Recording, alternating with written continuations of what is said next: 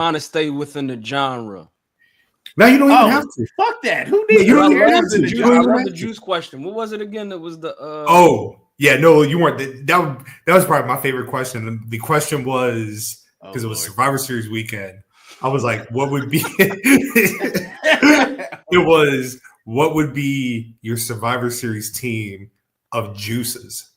Mm-hmm. Yeah, so I wanted to. I'm trying to think though, like as far as like Saturday night's main event. Yeah, like your top 5. Like if you were doing a Survivor Series team, and it was just nothing but juices, like your top 5 juices that you would put in battle. Oh, okay. I need a top 5. All right, man. All right, here we go. I got it. Martinelli's apple juice. Ooh. That's gonna be the sole survivor, baby. But Tropicana apple juice. Okay, 2 apples. Yeah. Oh, nigga, you're gonna see a theme. Tropicana cran apple. Respect. That's real. Let's see. So I don't really like the juice. I don't really like orange juice like that, but it does help the immune system and shit. So I'm gonna go with I forgot the brand of it, but when I see it, I'm happy. There's a particular orange juice. That one's gonna hold the team down because I don't fuck with him, but he's there and respected. And then last and not least, I don't know what you're getting at. Minute Maid apple juice. Okay. Hella apples. There's a lot of apple going on. I don't blame you, brother. Lots of apples in this game. You know what? I do have a question. What's that? Boom.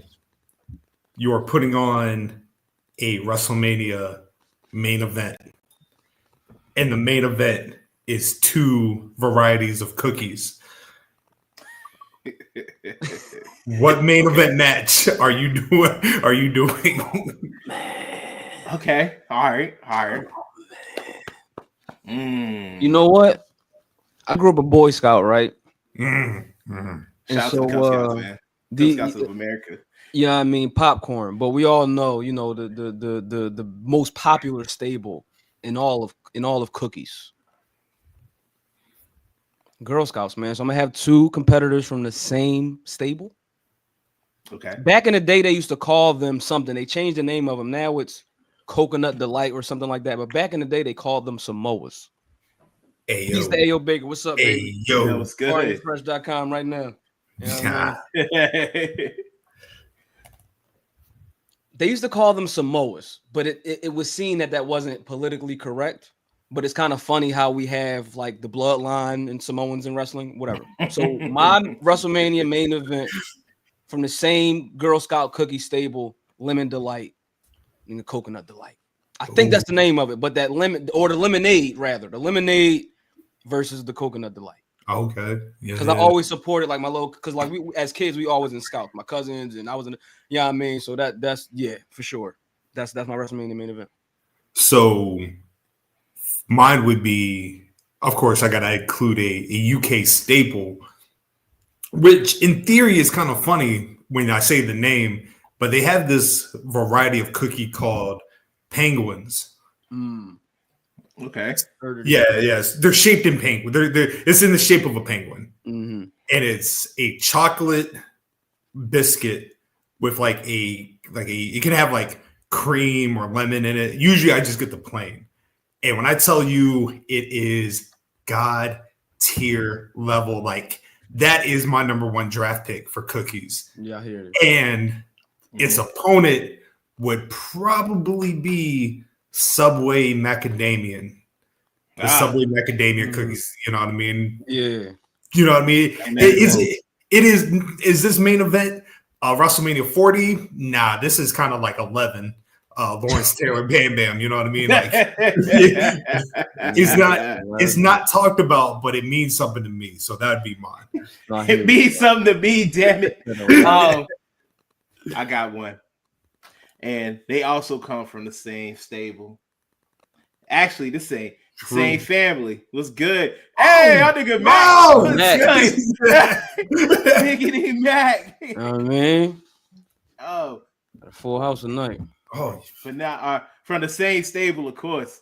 And I don't know. I know Scotland has partaked in these, but I don't know how the rest of the world's school systems go. So I will go with the lunch chocolate chip cookie versus the lunch chocolate chip cookie with M&Ms. And then another same stable. Indeed, same stable, baby. That's what we do around here. Right. I'm talking that talk. So I don't know if you heard, the question of the week is, you are booking a WrestleMania main event, but the main event is your top 2 cookies. So who would you put? What cookies would you put against each other in the main event of your WrestleMania? Ooh, bro, that's kind of hard. That's hard right there, bro. So, all right, I got one. I got one, bro. I'm gonna remind me to tell y'all another one offline because I can't say that. I'm trying to be a little bit. But it's on the line of what Nolo was talking about, the high school joints. But the chocolate chip double doozy from Great American Cookie. Oh wow! Okay, I see you. That's a deep cut. That's a real good joint. Versus the Snickerdoodle cookie from Tropical Smoothie. That's an underrated joint. I've had that before. Yeah, that is very underrated. That is very underrated. Respect. I'm a cookie connoisseur, bro. Like I don't even get birthday cakes no more, bro. My shawty give me doggone the Great American cookie cake. Yeah. You get a cookie cake now. You can never go wrong with a cookie cake, man. I love cookies, bro. So don't. Hey, we'll have a whole episode, nigga. I start a podcast about that. Hey, the final cookie, goddamn, the cookie crumble or some shit. Hey, the black guy cookie podcast. I'm with it. I'm with it. You know what? I'm the real CM Punk, nigga. What my man AO got? You got the butter cookies versus the Mega sleeve. That's East Coast special. Man. Hey, go ahead and break all our hearts, Scotland, and say what you got. Oreos are trash. See, the worst cookie. Sleeve though, you can get the terrible, regulars. Man. You can get the Oreos. Hey man, like I said, I've it always doesn't said, matter to him. The best way to enjoy an Oreo is watching yourself throw it in the trash. That's outrageous. And on that note, let's start the show. Crazy work, bro. Shout out to AO.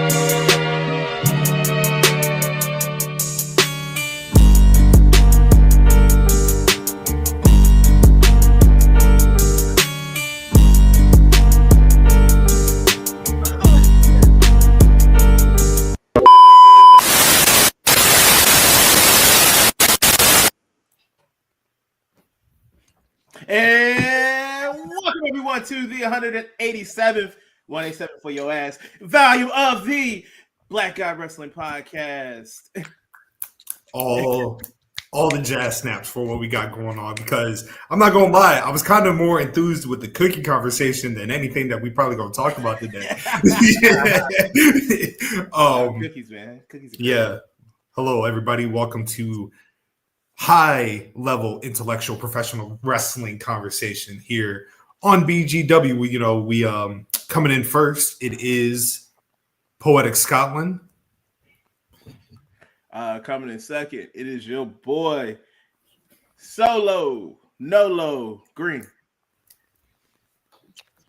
Coming in third, you already know who it is. AJ Styles P, Low from the lead. Appreciate y'all. Shit, coming in last but not least, straight from the belly of the beast. You know what I'm saying? One that like their ass is real fat and wings all flat. One that's never late for the party. DMac motherfucking party. Let's fucking go. Hey. Goddamn right. Goddamn right. Our guy. Right. Yes. Just so y'all know, I would do that every time, just watching and listening. So, you know what I mean? Let's go. So you know how like you know. Hey, yo, Baker, I'm about to order me a cap because goddamn, I see low with that motherfucker and that bitch is hard. Comfortable too. Comfortable. Right? I got a tee perfect for that motherfucker. So yes, I'm about to grab that bitch right now. Goddamn. Comfortable, man. Bad, bro. Speaking of the good brother AO, you know what I mean, we do have a new intro currently in the works right now. Yes. I know my man Chaz got a lot on his plate, so there is no rush to the process. You know what I mean? I know he is working on it, but AO dropped a fire vocal to the new intro.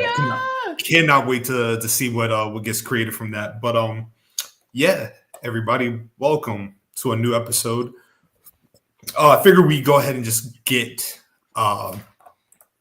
this is true. This is true. As somebody that personally knows this firsthand. Yeah.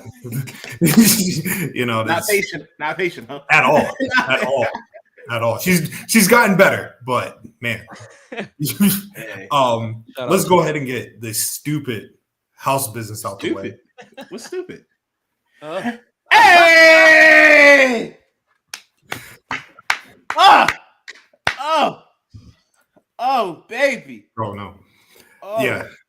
Let's bring that back. Let's bring that back up. Oh, see, even the universe don't even want me to keep it up. That's fine. Don't matter. We know what it is. I acknowledge you, Nolo. I love you, Nolo. I love you, Nolo.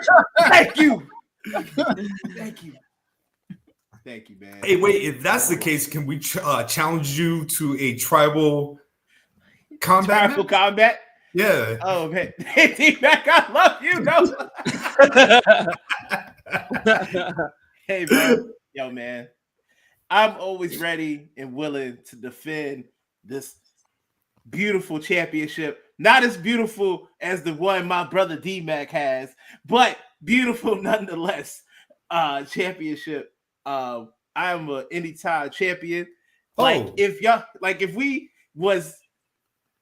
There was some talks in the group chat of some hateration in this dancery because somebody wanted to make me put that belt up again tonight for New Japan joint. And I mean, I would have did it. I wouldn't have wanted to, but I would have did it because I am your defending champion and I'm a fighting champion. Remember that. It's so funny you say that, Nolo, because I got the card pulled up right here. Shit. Wait. Hey, man. Hey. We need to remember something right now. That I think we deserve a break. I think we all deserve a break. Because you've worked really hard. You had to help me put up my gigantic TV yesterday. This man, Low, ain't stopped working since last Sunday. Yeah. D-Mac be out here recruiting like he Deion Sanders. I think we deserve a break. So that's all. That's all, brother. That's a hell of a promo.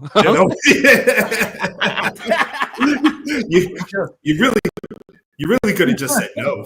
You didn't even have to do all that. He learned. I walked so he can run, bro. Remember, doggone, y'all had me. What the hell? Doggone, y'all had me defending the title against Mini Mania and shit. Doggone, Mini Mankind versus Savio, Mini Vega, and all this shit. Before we had, and the crazy thing about it, bro, we didn't have goddamn visuals to doggone record this shit. Goddamn it. So the people that do remember us from straight audio know that I was defending that shit every day until Nick won that motherfucker, dog. That was some bullshit. You did go on a You went on a Gunther run. You did. You did go on a run. I'm not gonna lie. It was one of the very few times that me and Scotland conspired together. Yeah, weekly. It was daily. Oh my God, yeah. Daily. So, I felt like Undertaker, bro. Dude, all these niggas money. Right. It needs to be done, brother. My girl really be up here slandering me in ways I don't appreciate, man. That shit is. I mean, your That's girl love, be right. man. Your girl be right though. That's all the thing is. Hey, she do because I'm not gonna lose an argument here. I know how to play the game. She is always right. It's all about the game. It's all about and how you play it. An old nigga told me one day, bro. He was like, "Hey, look, son, it's two things you can be in this world, but you can't do it at the same time." I was like, "What? You either could be right, or you could be happy." I choose the happy option most of the time. Every single unless I am about that violence that day. I'll be about that violence. Too old. Hey man, I like being right. I'm sorry. Because sometimes it's like, well, like you hear something, you're like, well, I don't, but it's like I'm gonna reserve that because She got I'm gonna keep smiling. Exactly. Shout out to Sisto, man. We ain't doing that, so But absolutely not. Yeah, Steve, because love black women. Because my partner is currently watching, I'm not going to reveal my secrets on. Right here looking. Oh, she probably leaned in like Nido right now. like, What'd you say? But yes, fellas, let's go ahead and get to cooking. Saturday night's main event last night. Real nostalgic vibes, real old school. Everything was beautiful. You know what I mean? Just the fact that it was in the arena where the very first Saturday night main event took place in '85. The red, white, blue ropes. You're never gonna hear me say anything bad. I love that aesthetic. Magnifique. Man, so let's start with the production wise. Like, what did we think of it? Loved it. Beautiful. Like very high level. You know what I mean? And that's the thing with NBC, the whole, retro feel. They definitely had a great way of putting it in today's time, with still paying that homage to the retro spec. Right. And I'm a retro guy, connoisseur, bro. Like I only buy sneakers because of how I felt about the moment in time when the sneaker dropped, all the way to like the shirts and to the clothes. Like I had an outfit yesterday that was inspired by Martin Lawrence. You got damn it, Jordan jumpsuit with the J's. So like seeing, and it was for the Saturday night main event where, I just knew I was going to have a nostalgic feel all the way down to the barricade. You know what I mean? Like that's how I felt about it. You know what I'm saying? Only thing I didn't like, if I had to nitpick, the barricades were kind of tight, but I don't remember it being that tight even back in the 90s. But I love the fact that they brought out the steel barricades, leading out to the ring, and then still incorporated the new feel with the LED barricades around the ring. So I just love the ring setup. Yeah. Like for real, it was basically like if you ain't watched wrestling since before it was on TV on NBC like that, then them bringing it back, you was like, you ain't skip a beat. All it is was just updated. But then that was all. And you was like, oh, it's like the wrestling I used to watch. Except for they're not all gigantic. That's about it. And women. And women. Oh, Jesse's still here. Yeah. Oh, Jesse. Shout out to Jesse. Yeah. There was probably somebody who probably watched the very first Saturday night's main event live that probably stopped watching for a long time, and they probably looked over to their kids or like their wife, and they'd be like, "I didn't know Jesse Ventura was still in wrestling." You know what I mean? I ain't know that nigga was alive. Come on. Oh, hey, come on. I feel you, but it was some straight Mandela effect going on last night with me, bro. Like Coco Beware popped out. I was like, "Yo, what's up?" Like, yeah. Greg Valentine. Real quick, Coco had the trillest moment of the night. So I don't know if y'all saw, but Peter Rosenberg was talking to CM Punk, and they were doing an interview, and I think it was Jackie Redmond too. And so they were talking about the legends, and Peter Rosenberg said he was like, let's campaign to get Coco Beware in the Hall of Fame, right? Yeah. So Punk is like, isn't he already in? He's like, maybe I'm getting it confused with that or the Cauliflower Alley Club. And then it's just the three of them. And then this nigga Coco Beware walks in the frame. He's like, let me tell you something. he was like, 09 Hall of Fame. Don't get it twisted. Put some respect on my name. I was like, tell him, Coco. It was Coco telling Rosenberg. Yeah. Man. Like, yo, it was Bomani Jones had a tweet. Like he saw the video of them up there, and then he put in there, he was like, oh, 2 still in the leagues. And I was like, damn. I was like, oh shit. I'm like, yes, they are still alive and well. They are both chilling. Also, Coco t-shirt and hat, fire. Yeah. Yes, I gotta find out. Like anybody that can tell me where I could get that Coco Beware tee that he had on last night and the hat. Please let me know, brother. I'm pretty sure you can just DM him. I'm sure you probably could.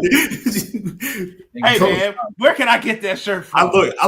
I love Coco. He's not that high up to where he's probably ignoring DMs. Yeah. Some of these my favorite wrestler too, so I need that man up. I need that. Well, him and Dusty Rhodes. Yeah. I saw a lot of people, they were upset. But you know what's new, right? But a lot of people were upset because they were. Yeah, what do you mean upset? People don't get upset in this world. Oh, you know. The thing they were upset about was I guess the match length, right? Ignoring the fact that this was not a PLE. This is on NBC, right? Did anybody here have a problem with the match lengths at all?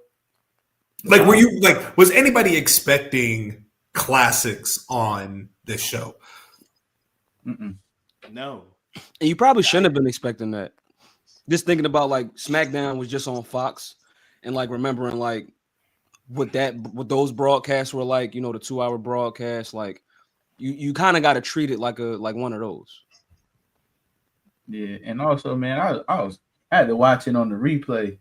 Shit, I ain't get home till about 2-3 o'clock in the morning. Bro, I ain't need no long ass matches. Goddamn. I need my man was outside. Man. Hell yeah, bro. I had to, bro. I had to go see Christmas lights, all type of shit yesterday. No, yeah, that's the real shit. But nah, man. No, I was not upset with the match lengths. I thought they did pretty well, especially when you have a hard out, a super hard out, because this ain't no regular network television. This is NBC on a Saturday night. No, brother. You ain't about to get no overrun, no nothing. They got to get everything in. NBC was like, you are ending at this time, and y'all are done. You know what I mean? Exactly. Let's see here. I had hopes and expectations, but didn't set them high. Best moment was off camera. We will get to that. Absolutely. Yes, we will. And you know what? I think there was a lot of commercials. NBC, baby. NBC will get paid. Yeah, NBC will get paid. It's an advertising event. And I think that's for this new generation, you know what I mean? Even though we weren't really alive and paying attention to the old one, but the old Saturday Night's main events, their whole point was there wasn't long matches, they had a structure back then. I think the structure would be Hogan would probably go on first because, like I said, it's 10:30, 11 o'clock. So you got to get the big name out the way. Maybe a middle match in the middle, and then some jobbers at the end. They didn't really have to do it with this one, but you're not going to get a 20-minute classic. You're not going to get – you got to remember, we are 3 weeks away from the Netflix premiere. You can't stack up Saturday Night's main event and then stack up Netflix. You're doing too much, in my opinion. Yeah. And also, I think they, well, not to caveat on what you're saying, it's totally kind of away from what you're saying, but similar. Do you think that they trying to keep their relationship with Universal and NBC by having Saturday night main event, and having it more frequent than they had years prior, because of they having SmackDown at USA now. They're about to get away from the Peacock platform and have everything back on Netflix, where I used to love it. I ain't gonna hold you. Like when he used to have those Netflix documentaries, I could watch the Macho Man on Netflix, you know what I'm saying, on late night, stuff like that. You know what I mean? So do you think that this is a strategic play by WWE to mend those relationships, to have it more universal, no pun intended? I would say so, Mac. You gonna go ahead? No, go ahead. Go ahead, my man. You good? I mean, I definitely would say so, because like I think so. That's definitely something that I think leverages their relationship with Universal well, is to bring back Saturday night's main event. Kind of, WWE's in a real interesting space right now, ever since like, the whole Mania 40 kind of like, we can say that like since Mania 40 has happened, and, Vince and all of that good stuff, like it's like the company and, TKO and all that stuff aside, but WWE itself is kind of in like a rebirth in a way, but it's not like a total rebirth. Like we're still saying things that are very familiar, like, Saturday night's main event. But I think they're living in this really interesting space where it's like, we can still be able to like stream and like get companies like Netflix to like put our product on, while at the same time using a platform. What's up, Chad? Oh, whoa. Yeah. Whoa. Hey, Give me the loop. Give me the loop. Give me hey, brother. Whoa. My bad. Hey. Oh man. Hey, I'll die for this, nigga. I'll die. Sounds about right. That's all right. It's been nice knowing you. Oh, damn, that's crazy. That's crazy. It's been a good run, my man. It's been a good run. Real quick. Hey. Real quick, before we continue on with the conversation, all five of us are here. The starting five is all together. Don't worry about nothing. Come on. Look at us. Come on. Look it up. Who would have Raps thought? in 5. You know what I'm saying?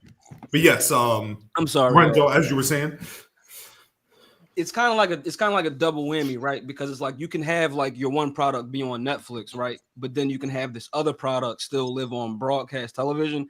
And I think ever since like, Friday Night SmackDown stopped being on Fox, having to latch on to USA again, another Universal entity. But again, going back to like the purpose of a Saturday night's main event, right? So there's a few things going on here. Yes, they are leveraging, their rapport, right, with NBC Universal, Peacock, all of that good stuff.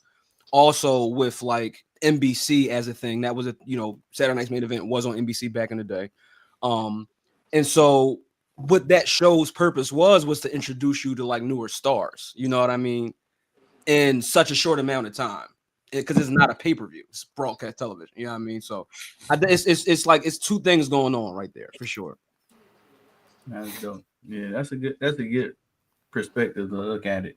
And when you said that, it reminded me when I used to party promote down in Georgia Southern Savannah out there. You know what I mean? Shout out to my 912. You know what I mean? But we used to, like, when the internet started picking up, we kind of got lazy. We noticed that parties wasn't jumping as much. Like it was easy access just to throw a flyer out on our page, making our profile picture, you know what I'm saying, stuff like that. But the party wasn't really as jumping as it used to be.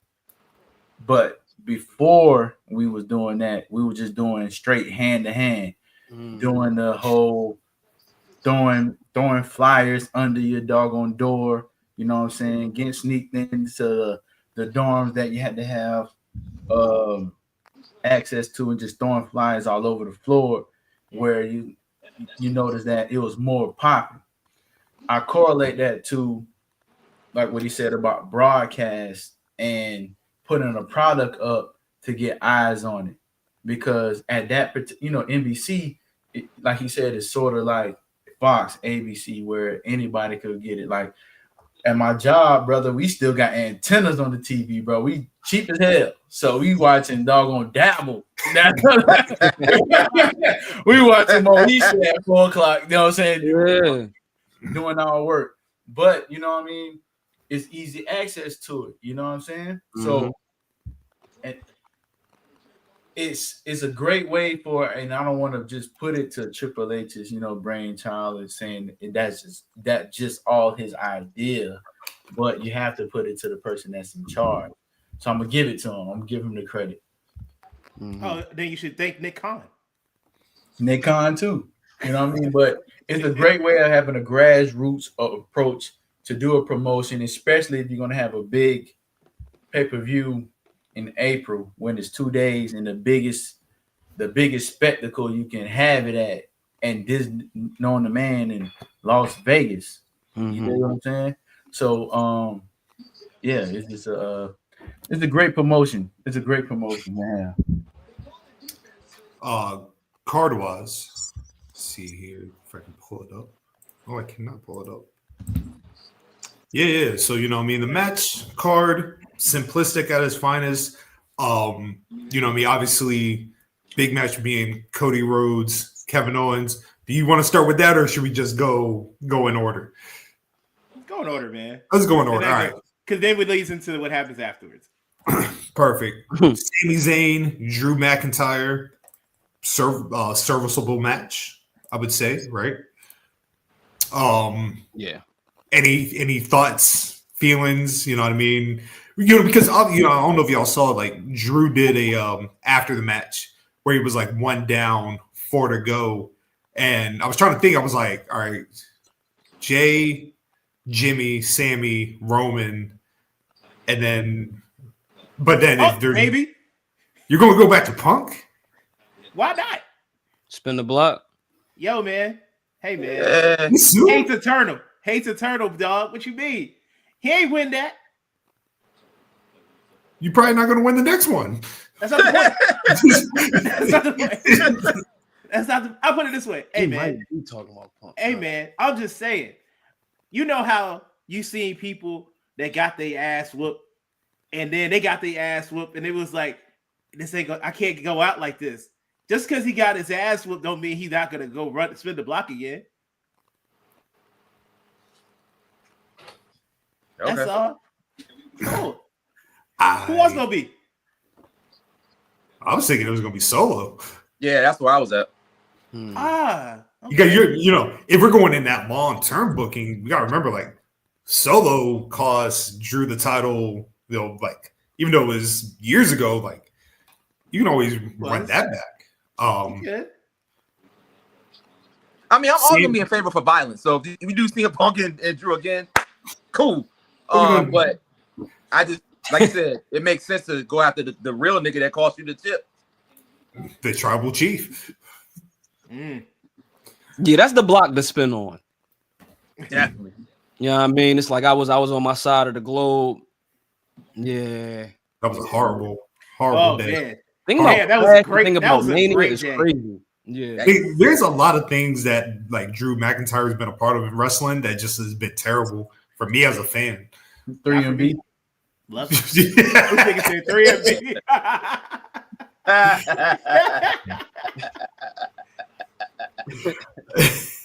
We went to the archives for that one.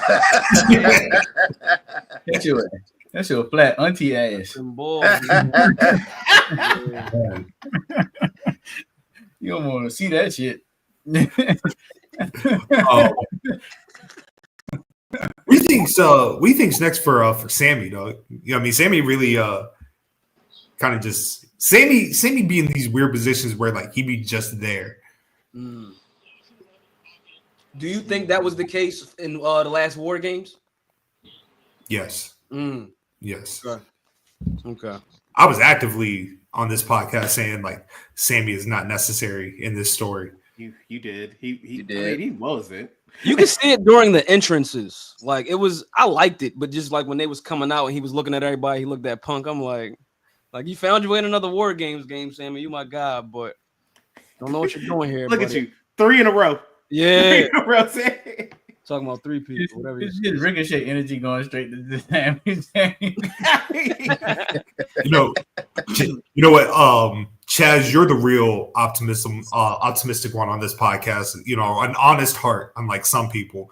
So, what do you think about Sami and where his pathway would go?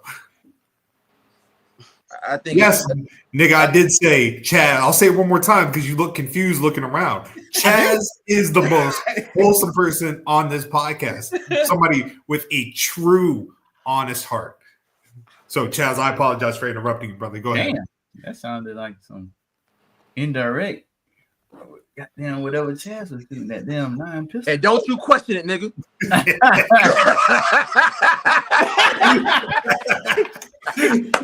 All I heard was Nolo. Okay, Jamal, don't pull up the knife.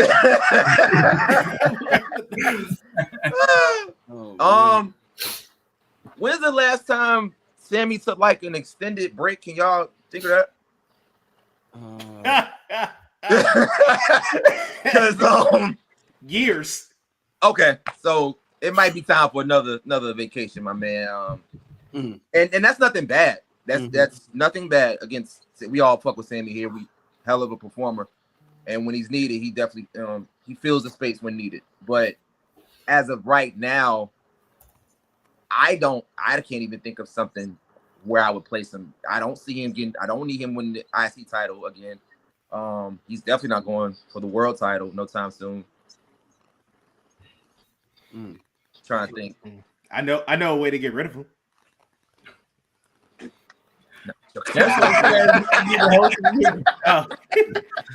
Oh shit. Nah, man. Nah, just have. So you already got Kevin Owens upset.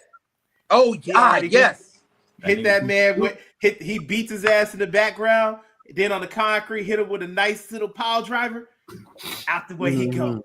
Sure. Yes. I would love. I'm for that. I'm definitely for that. And they come back around and scrap again. I'm gonna always sit my ass down for Sami and KO killing each other. So that's always must see TV. But yeah, I'm with that. And at this point, maybe just having an extended break until we figure out new plays. I'm not saying get rid of him in no way, shape, or form. He still draws in. But I honestly, the way the card is right now, the way it seems like all the pieces, all the players that need to be where they need to be are there. I don't necessarily see a spot for him. He'll probably do the Rumble more than likely. But yeah, that's just where I'm at. Lorenzo, what do you think, bro?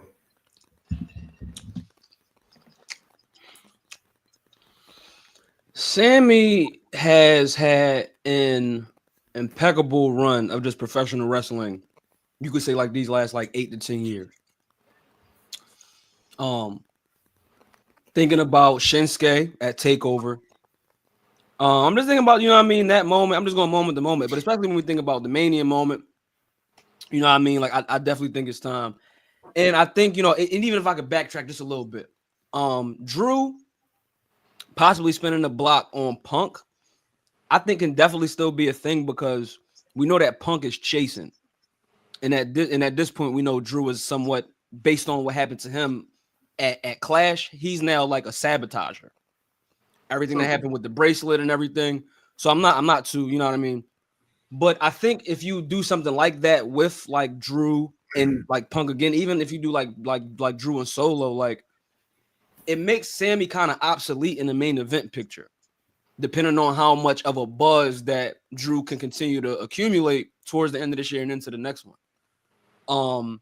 And so yeah, I think the example that something like Nolo presented is a no-brainer based on what Kev is on and just based on where his head at right now. And yeah, I even still think we got more to get to when it come to Kev. When it come to Kev, what he probably gonna do this week, like, does he still have possession of a particular item? I don't know, but it's just like I think like right now we're starting to see Sami, not by a fault of his own, kind of be phased out of the main event picture because he's been like so relevant in it when we least expected it, right? Like who saw Sami Uso like happening in 2021, 2020? You know what I mean? So like, and it all started with that promo that was backstage still kind of during the COVID time. But yeah, I definitely think it's probably about that time. He had an amazing homecoming, right? At chamber elimination, as they call it. You know what I mean? As the French say it in Montreal. But yeah, I think he's had an impeccable run, man. And so I don't blame him for taking some time off. Yeah, go lay up with Khadijah, man, and enjoy home, man. Go to some of them boutiques and cafes in Montreal. Enjoy some of that good artisan food, man. And if you think about it, go ahead. Oh no, I was gonna say, in all the time Sami Zayn has been in WWE, and when Nolo brought up like he's never really had a break in this time, right? I've always been upset that we've never gotten an El Generico reference or an appearance. You know what I mean? Like, because if there's one person that could I guess it would have to be done in the right circumstances. You know what I mean? Right situation. Bloodline storyline obviously probably being too serious, but like Sammy, not maybe not on this run. Okay. Not on this run. Only because, like, in my head, an El Generico return, like, the perfect time would have been, remember when Kevin Owens was feuding with Elias? Oh, yeah. That would have been the perfect time to do an El Generico appearance. But, you know, I mean, obviously, that's done for a different reason. I do think where the problem with Sammy comes in is the injury to Bronson Reed. Because I think that would have been the feud after Survivor Series. Because, Sammy and Bronson, that would have been a fire match. Yeah. Now we're not getting my man Bronson until the summer. Bro. Yeah. How long is he out? Summer, baby. May, June. Wow. It was ankle, right? Yeah. 2 ankles. Ooh, okay. Oh, he broke both of them? Yeah. He broke shit. Oh, shit.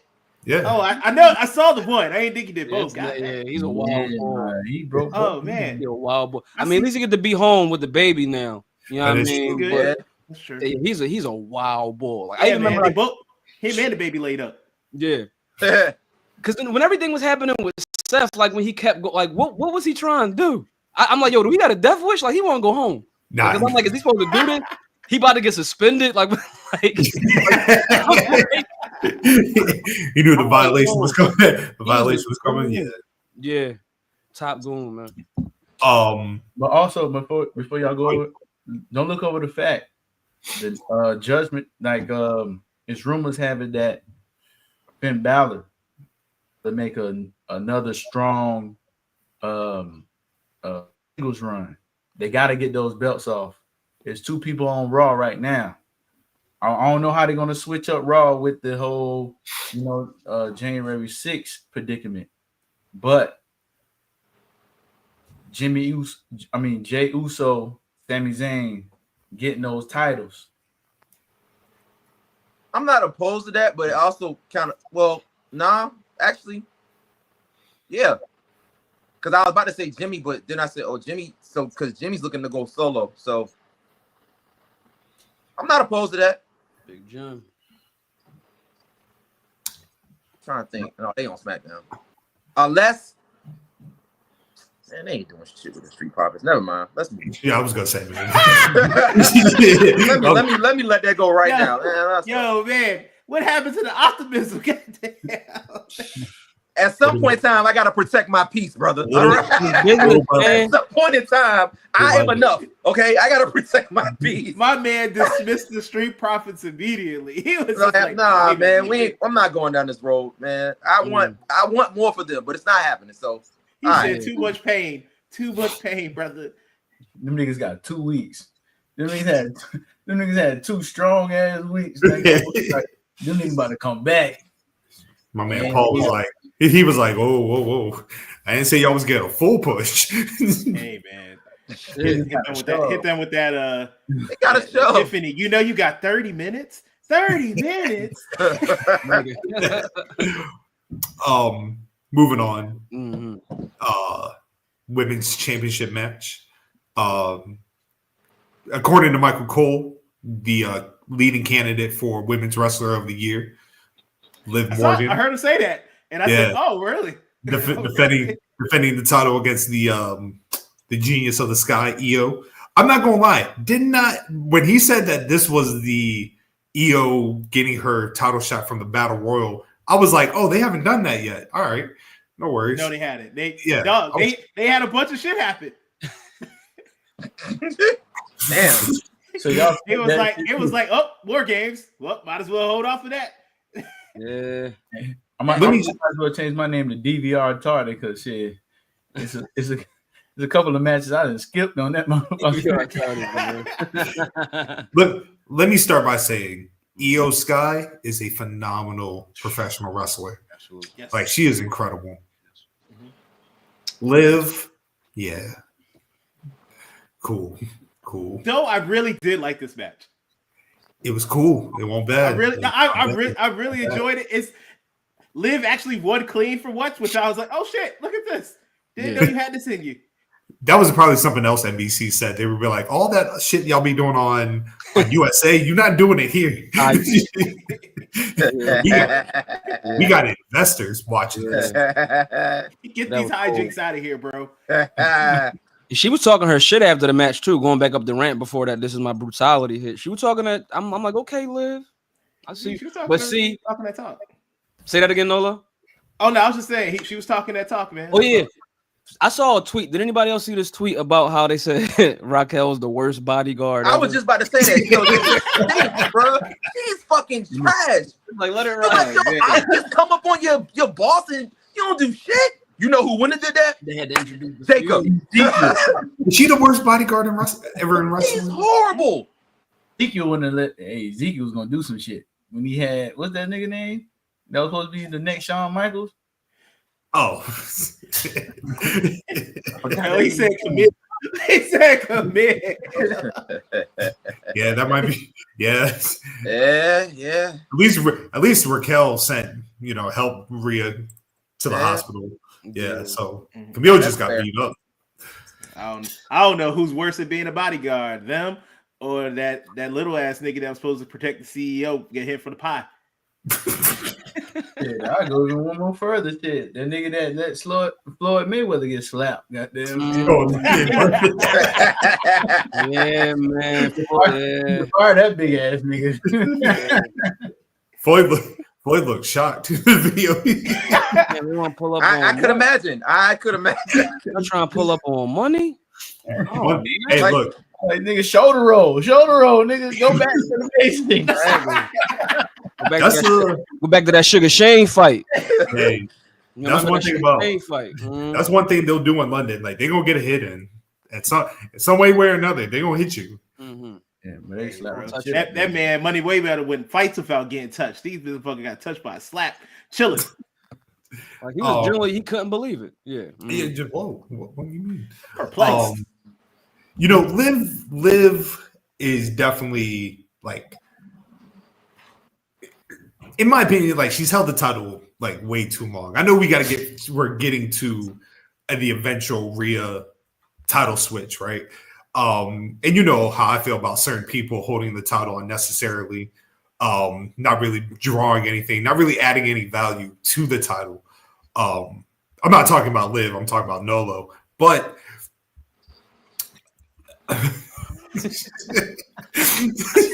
you Nolo. Oh, man. Yo, dog. Yo, bro. Yo, excuse me for a second. Yo, you got a problem? What's up? What's up? What's up with this animosity, brother? Hey, you want the strap? I might need it. hey, man, I'll show him a real hot tag, nigga. Listen. Wow. We should just turn into the Not Like Us video. No, in all seriousness, man, like, I've never been on a like how everybody else would live. I think Liv continuously is one of those, like, I feel like she always overproves that she's good in the ring. You know what I mean? Despite the fact that she is already good in the ring. I think that the criticism that she gets is very childish, very immature. I can get people not liking the character. I can get people not liking the feud because the feud has gone on, in my opinion, way too long. But I'm not going to sit here and say Liv has not proven herself to be in the conversation. You know what I mean? It was like somebody brought up like what they used to think Alexa Bliss was That's what Liv Morgan is. And Liv Morgan does it way better. So I think, and keep in mind, we're talking about, it's like people go through this this back and forth. It's like, oh, we don't want Becky, we don't want Charlotte, XYZ. And then you get Liv and you're like, oh, we want Becky, we want Charlotte. It's like, y'all really don't know what you want then, right?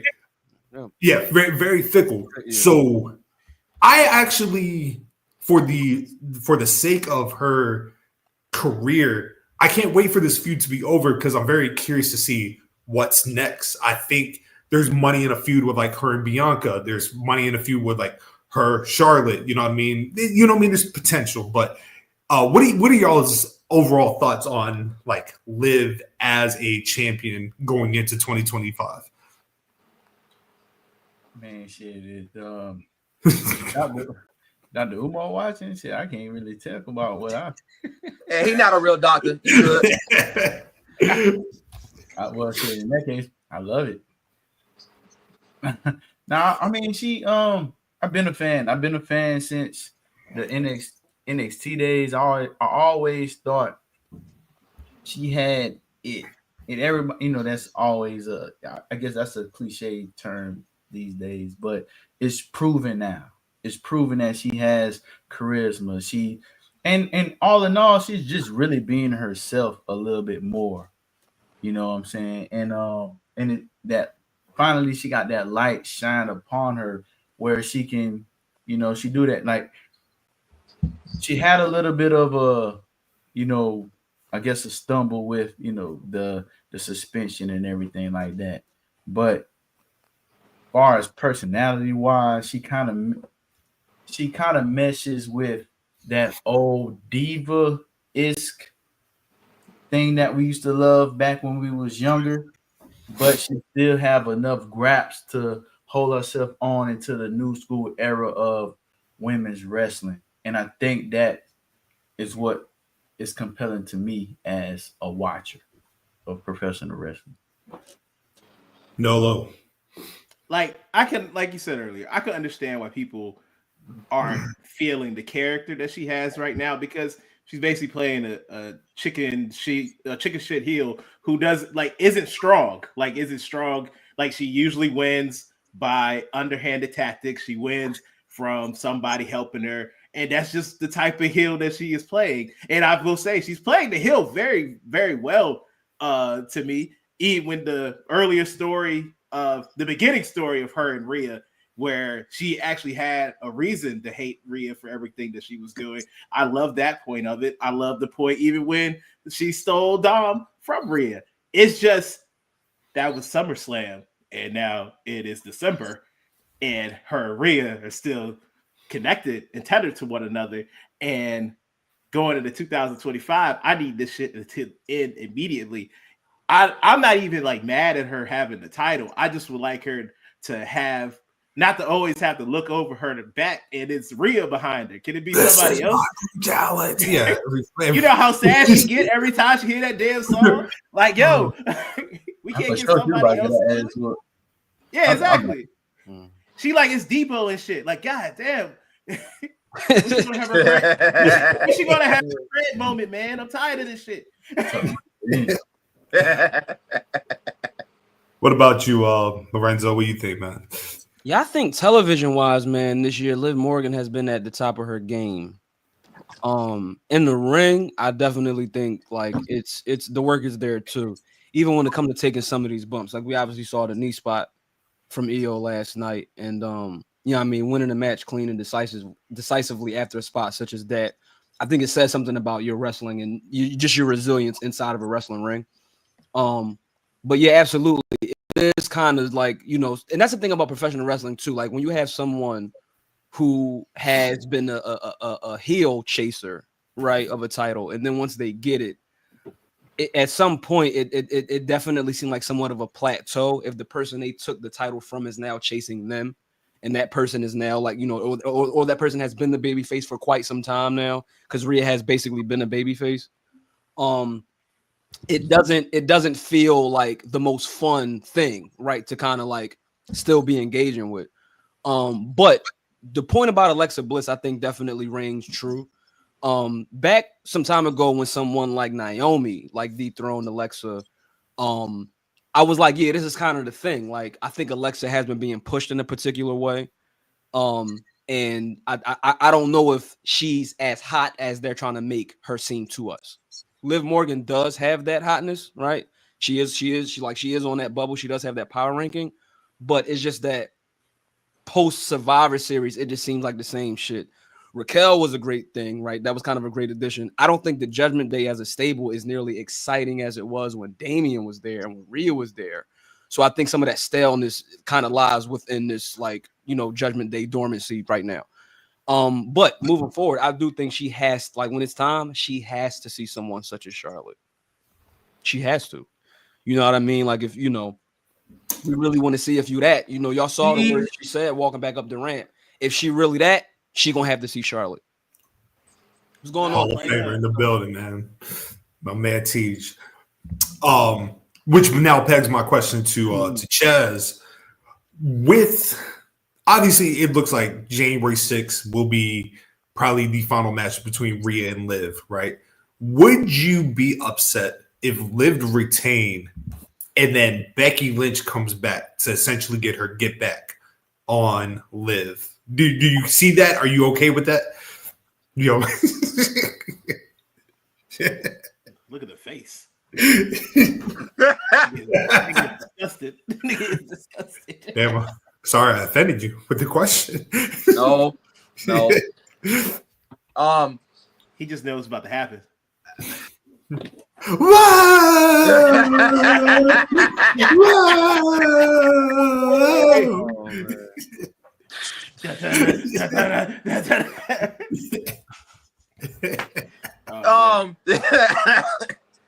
Although I do like when she was doing the man gimmick, I thought that was phenomenal. With that being said, I don't need that again. I've made peace with Becky and Liv. I'm somebody that I like to explore. I like to try different things, because you'll never know unless you give it a shot. So, like you said, somebody like a Charlotte, somebody like, now obviously it has to be upper echelon, top tier. Not to say you got a bunch of them, but there's solid names up there. Charlotte, Bianca. Actually, I guess that's it. Becky. I guess that's it, huh? Well, yeah. So between those two, but we need something fresh. So I assumed it was going to be Mania, that it was going to happen between them two, but it just hasn't. It doesn't have enough gas to get us to Mania, and you know what I mean. You can see it, and all of it is valid. Whatever happened, whatever the case may be, it just kind of lost steam, especially after SummerSlam. So for me, I'm not. I've always said Liz has a solid resume. She's beaten solid opponents. She has increased her bag. You know what Liv reminds me of? Liv is like you said, Scott. She does a lot to overprove, but I appreciate when she's in these big matches, she's gonna give you everything she's got. I can never say like Liv just sold it in no. Whatever match I saw and it was money on the table, she delivered. So for me, it's just like, all right, we need something fresh. We need to put this in. We need to put the pin on it. We want something big, and like so, you got time to build it. Whether it's going to be, after January 6th, Elimination Chamber to the Rumble, you have time to build some kind of other feud. Whether that's Charlotte, whether that's Bianca. We'll see what happens with the whole Bianca, Naomi, and Jade thing. But yeah, it's just time, and it's no fault of her own. But you can't expect us to continuously believe and live, and we're getting the same product. So Naomi, she guilty, dog. She guilty. Oh, see, I still think it's Bianca. No, it's Naomi.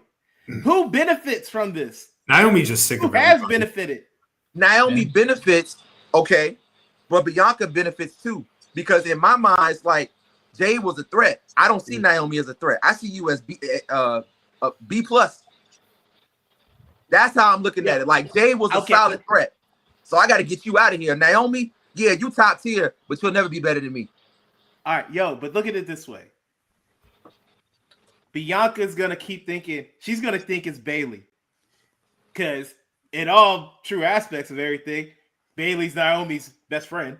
And be like, you've already turned on people before. Why wouldn't you turn on her again? Everyone's going to think it's Bayley. And then all of a sudden, the rug gets pulled. And it was Naomi the entire time. And Bayley's just going to look all sad and shocked like, Bianca's going to be sitting there like, oh my God, why would you do such a thing? And then she hits it with that rear view, and it's going to be great. That'll be all right. I like it. I like it. Charlotte. I ain't mad at that. I like it. I mean, Charlotte works too. They had that little standoff when Jade first got there. True. That's not enough to throw somebody. I'm about to say, is it enough? Fucking two-story window. You know what I mean? Like, when what does it matter? and then on top of that, like unless they doing a character change, that's really not Charlotte's MO.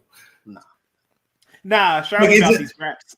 Yeah, like it's not like to me, like Charlotte, it's not going to benefit Charlotte as opposed to it would benefit Naomi. Agreed. Watch it be something.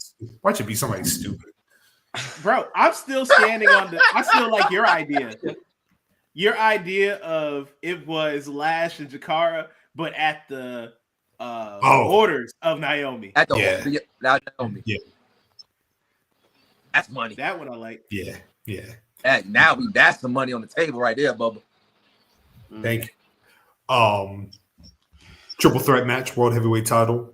Gunther defeats Finn, Damian, quality graps right there. I feel like there's really not much we need to talk about aside from Gunther's amazing save and making sure that Damian didn't end up with a broken neck. Absolutely. Right. Yeah. Oh, I missed that.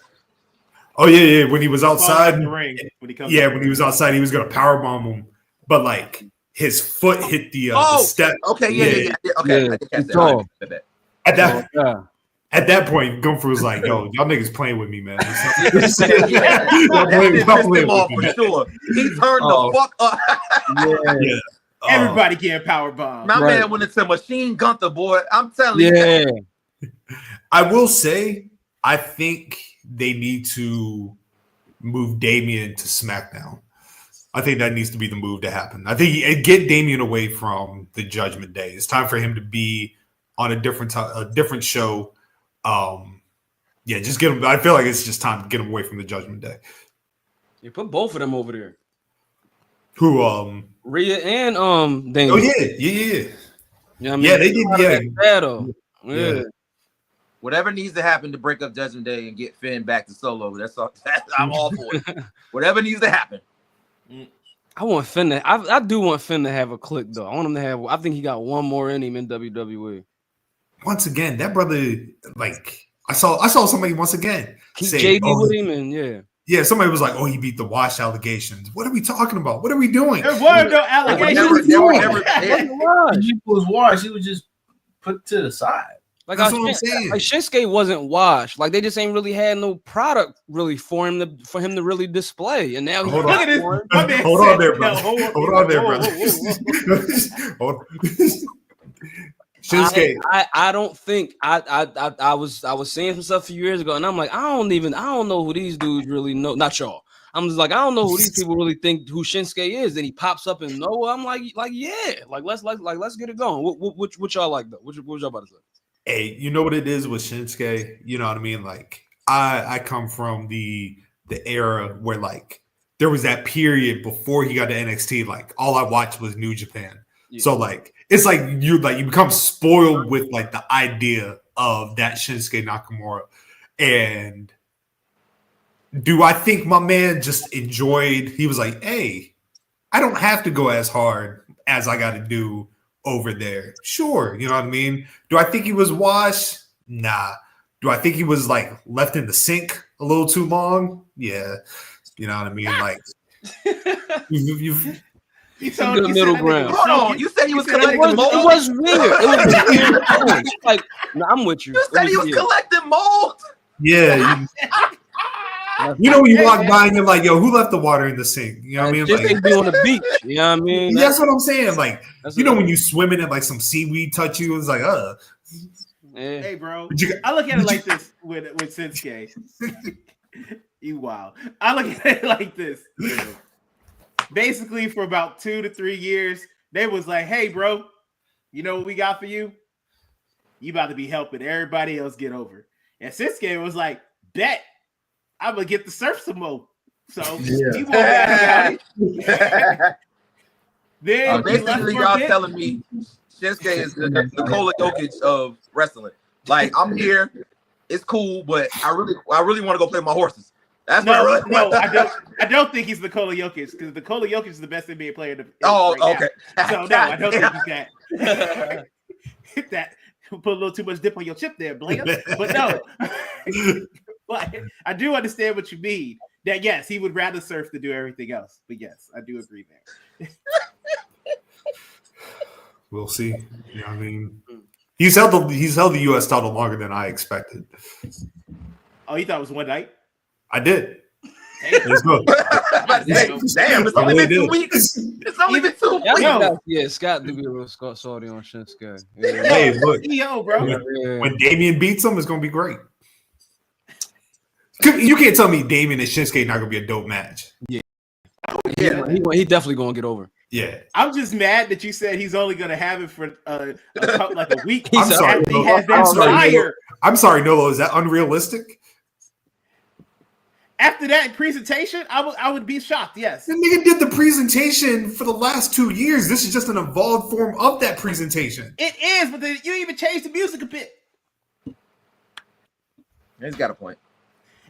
Yeah, that's all. That's all I'm saying. I'm about to be like, damn, my man, they're just gonna throw and disregard everything like that fast. I mean, I'm not saying it can't happen. He is yeah. Now, I mean, look, I don't want disrespect. I feel like I've been disrespecting him way too much. The main event. I'm about to say, between y'all both, man, I feel bad for this nigga. Like, damn.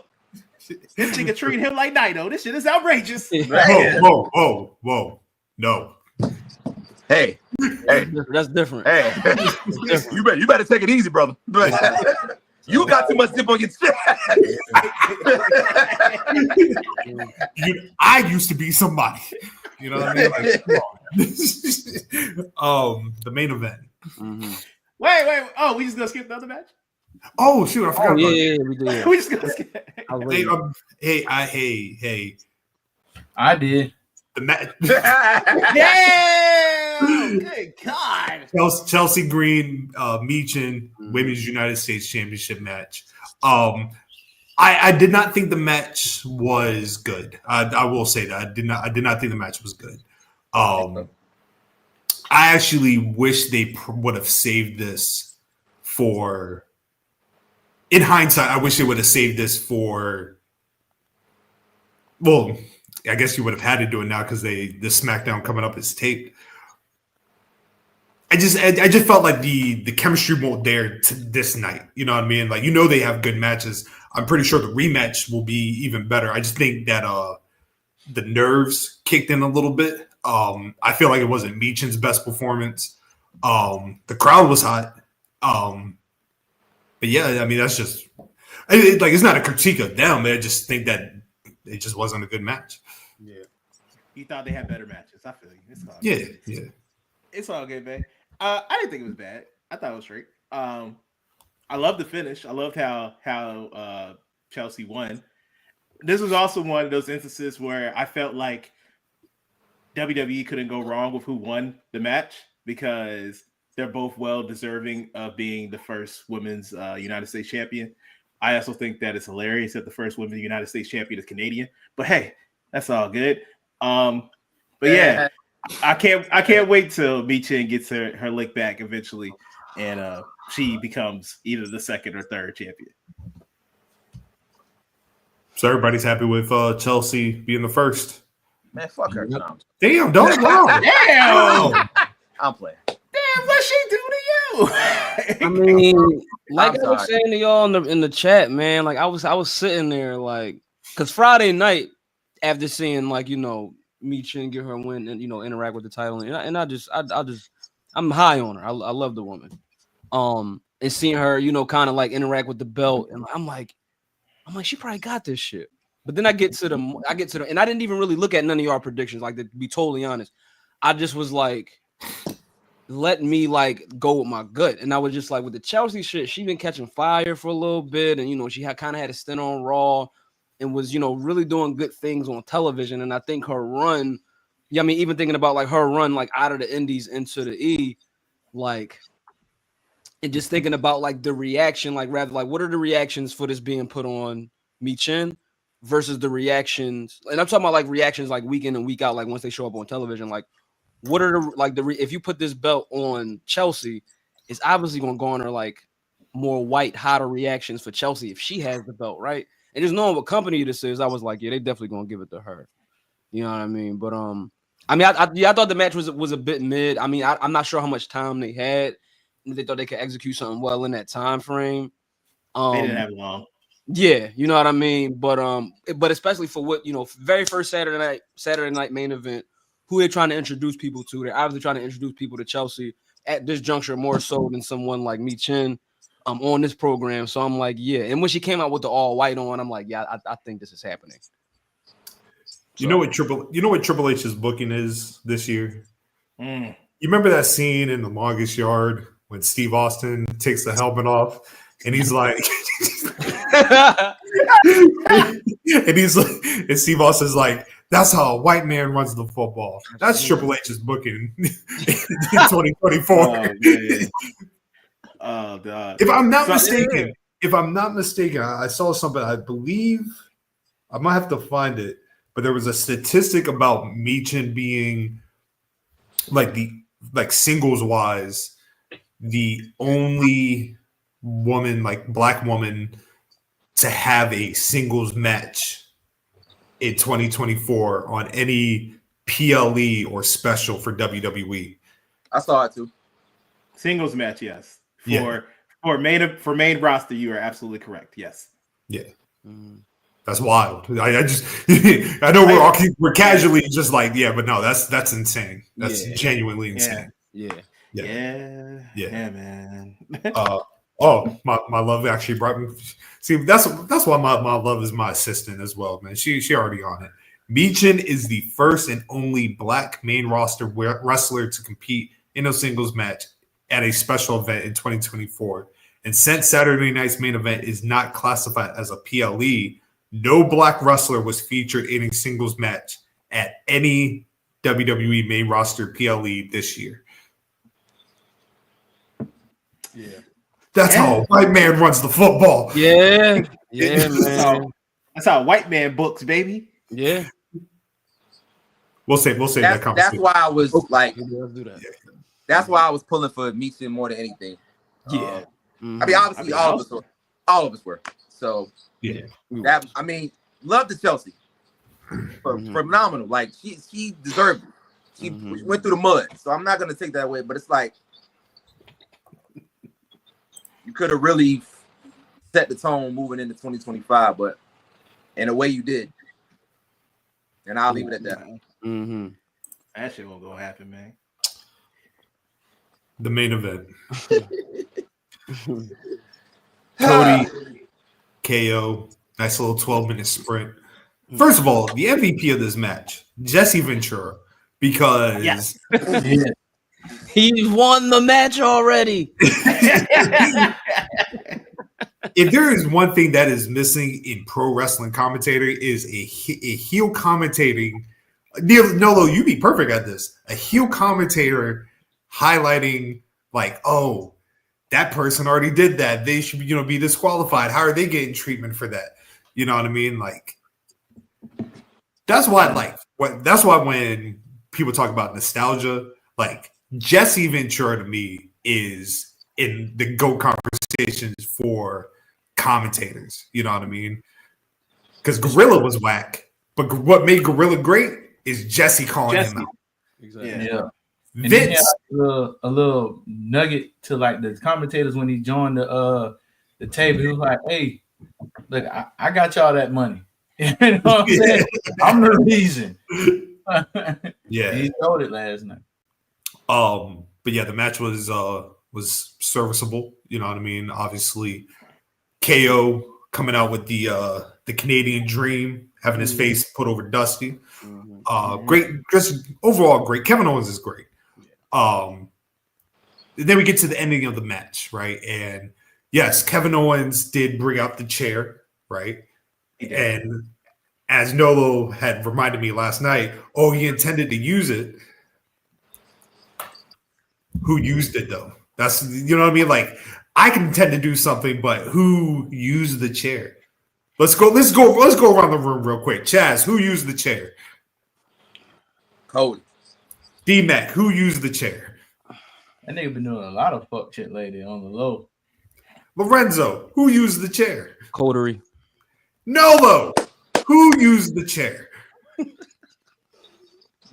Cody just so happened to have when he did his move. Hey, mute this nigga, There bro. was Get out of here, man. Yo, listen. Okay, Just because what you call me? Max Master. hey. Listen. I'm sorry, no, I'm sorry. That was kind of low, though. That was disrespectful. That was kind of. Damn. It was funny. That one right. I'm sorry. I was about to cook, and then at first I didn't hear what you said, but then then someone told it and said it, and I was like, damn, that's fucked up. Damn, that's cold. But you know what, bro? Again, I apologize. But again, hey! But listen. Just because he didn't grab the chair and hit him with it, if that KO's the one who put the chair there, because he tried to use it, because he swung and missed. And what I tell you last night, if you come at the king, you best not miss. And what did KO do? Miss. Cody just so happened to hit the shit. Bow. He looked dead at it too. He looked right at it. He did. He did look at it. He looked right at it. Hey, you know why he looked at it? Because he ain't want to miss, nigga. That's why. I hear you. I heard you. And that's cool. But the question was, who used the chair? He did use it. Of course he used it. I'm Cody Rhodes, man. Yeah, man. I'm just. And then you say the iconic you come at the king, you best not miss. There was a reason why a certain somebody was stretchered out. Someone was stretchered out. Stretchered like a good God, man. Oh, my man Marks with Mics. What's up with you, bro? Hey, my God, what's happening, Good, bro? gang. That was in an interview earlier. Yeah, yo. And then my man Vincent Hines in the building. What's going on? KO was right. Yeah, KO was right. Yeah. After the show, Cody. Oh, real quick, the Winged Eagle title on full display. Beautiful. The GOAT Championship. Ever. Yes, sir. I did that tweet, and then obviously people are coming in with their opinions, like the Big Eagle, the gold belt, and in my head I'm like, I really don't care what you. Yeah, I said what I said. It don't matter. Yeah, I definitely said what I said. This ain't an invitation for your opinion, nigga. The fuck? The only thing is the invitation to reply. Yeah. What? No, Like, this is a featurette of the app, but you don't have to use it all the time. None. Nah, You can just move with your life.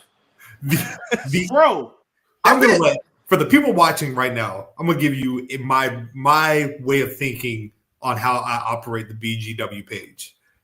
If I tweet something that constitutes a debate, the only people I'm debating is Chaz Bailey, DMacTardy, Lorenzo P, and Nolo Green. Those are the only people I'm gonna argue with about professional wrestling. Everybody else, I don't care. Don't care what your opinion is. I don't care what title you think is. Shout out to Dar. Darby going. Darby be arguing. Yeah. you do be arguing. Yeah, but yeah. Arguing. But yes, KO, he attacks Cody, and then he does it. He hits the package pile driver on Cody Rhodes, and Cody and his dramatics sells it wonderful. Hey, the most dramatic nigga ever, and I love it. Best Love part Born of to the match, wrestle, bro.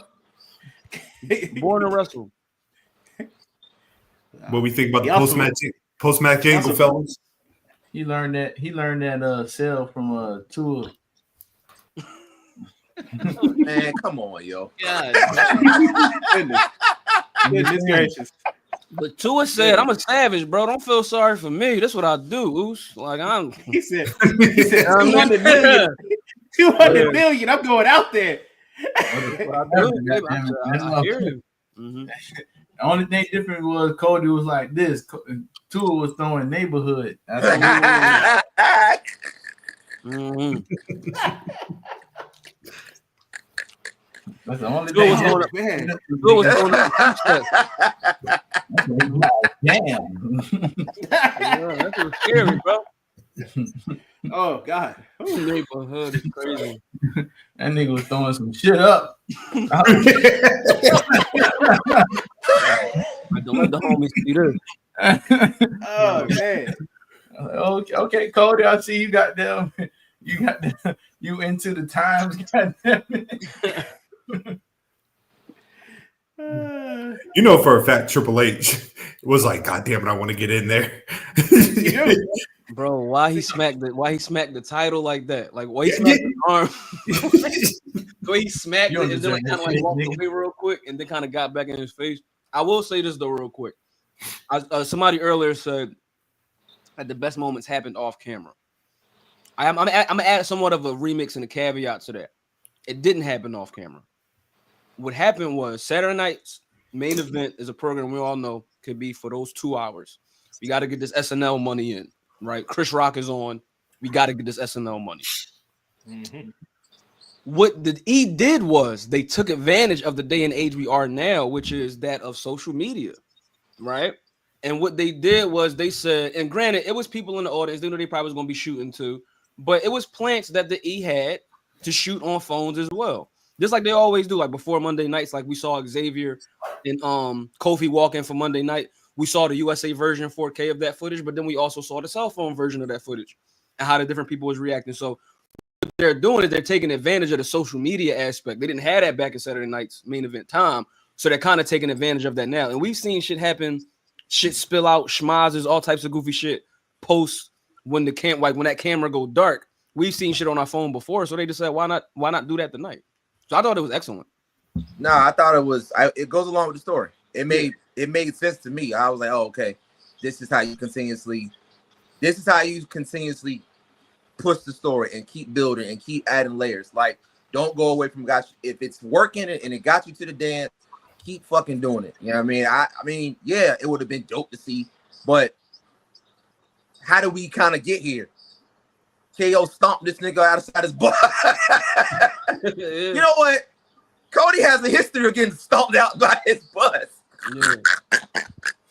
So it made sense. And everybody wanted to see that shit. Mm-hmm. So yeah, man. I'm gonna tell you this.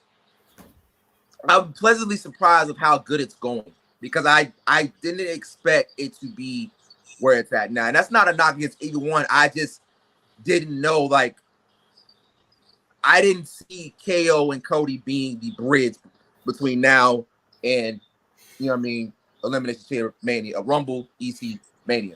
And now, even with Randy out in the show, you know at some point in time, he's going to get involved again. And I would love to feel like he's going to go on a heel route. Don't really know. We would love to see it. But at some point in time, Randy's going to come back. And at some point in time, I'm pretty sure we're going to have that face-off between Cody and Randy. So it's a pleasant surprise to me the way this has become something to get us, to bridge us to the next phase. And I'm excited about, you know, because obviously it's going to be a violent round 3. So I'm excited about to see where they go with it. KO has knocked it out the park. Like you said, Scott, KO's fucking phenomenal. When he's a heel, on top of being delusional, on top of not taking accountability, on top of lack of therapy, this is character work at its finest. This nigga's trolling with the shirts, doing interviews in the car. Like, this is like a world star. Like, come on, that shit was hard. Top tier. Like, You know the crazy thing is, he's not even delusional. He right. He's just unhinged. Unhinged. Yeah, that's a better word. I Right. love the idea that for the next month or so, Kevin Owens goes around telling everybody, like, I didn't lose. Like, I have the championship right here. And he's like, they cheated to beat me. You know what I mean? Like, I love that idea. I love the potential, maybe Rumble or Chamber, that it's a triple threat match between KO, Cody, and Randy Orton. ooh. If I'm being honest, the way the heat is going, this could, like, it has the potential that this could be a Mania level match. Yeah. I can see. I went like, I mean, we don't know where I'm at with it, but if you pivot here, I'm good. And there's rumors have it that there's two big rumors out there saying that, you know, three big rumors. One is that Cody's gonna be out for a while. So KO keeping the championship is saying exactly what Scott had mentioned, that he's the real champion, that he's gonna keep bringing out the winged eagle, saying that, you know, I ain't really lose this shit. Like I clearly whooped his ass. The other one is saying is that, which I totally don't agree with, is that Triple H is supposed to be avenging everything at Raw. And I'm like, shit, I'm not even gonna say what I think about that shit. And then the third one, real to right? Nah, Pistol Pete. DeMar Hamlin. Gonna have a heart attack for the love of the game. You know what? Let me ask y'all a question real quick. And like I said, this is just, let me know if y'all think it would be out of line or if it would work. Because if I'm sure y'all remember when KO had that feud with Shane McMahon. Remember what kickstarted that feud? He legitimately headbutted Vince McMahon, right? Mm-hmm. Say there was a way of him attacking Triple H, right? Like Triple H does a stretcher job to Kevin Owens. Would that be tasteless, knowing like Triple H's heart condition, or does that get like tremendous heat for KO?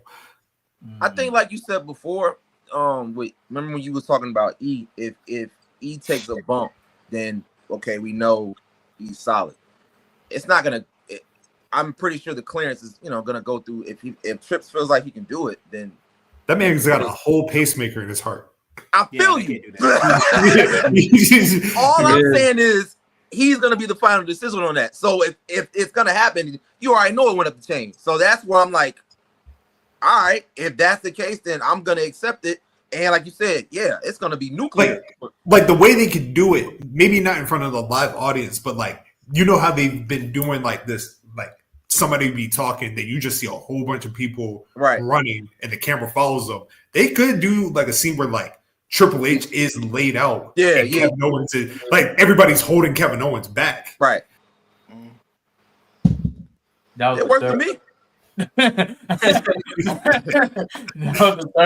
was the third rumor I heard, that he was gonna fuck up Triple H to the point where he, incapacitated or whatever, and gonna have tremendous heat on him. I like that third option. It definitely keep him away from dapping up Jesus. So dapping up, damn. Because that pacemaker is real. It's there. That's a real one. That's a real thing. That is. That's a real thing. So yeah, real deal Holyfield, dog. I'm telling you. Speaking of heel heat, moving away from Saturday night's main event, let's get onto these other topics. Certain duo was booed out of the building on Monday. Woo! Yes. Woo! Woo! Young Xavierton and Kobe booed out of the building. Yeah. Yeah, man. Man, oh man. First of all, shout out to I forgot where they were at. Where were they at this Wichita? past week? Was it Wichita, Kansas? Wichita. It was Wichita. They did the damn thing. They did. Yes, they did. They brought it. Good sound. Because it always starts with one that will trickle on to the next week, right? So if Wichita doesn't bring it, Boston doesn't bring it tomorrow, right? Mm-hmm. And by bringing it, I mean booing the hell out of the New Day. And I loved every minute of this. Yeah, they couldn't even get their words out, bro. That shit was epic. Yeah. It started by when they was fucking with Stu. Come on, man. Yeah, man, with Stu ain't have to Brother, you call him John Cena's little freak. That was crazy. Man, I think that's what he called him, right? Yeah. He said, I don't care if John Cena little freak. Like, whoa. Like, damn. I was like, Dude, man. his little Stu was just trying to do his job, man. Yeah. Like, I know that was in a certain context. It just still sounded crazy. Still. It's fuck. It's English. Yeah, I mean, I'm just like, and he black. So I'm like, yo, that sounds crazy. But, just pure bullying, man. Yeah, he just exactly. So they in Boston tomorrow?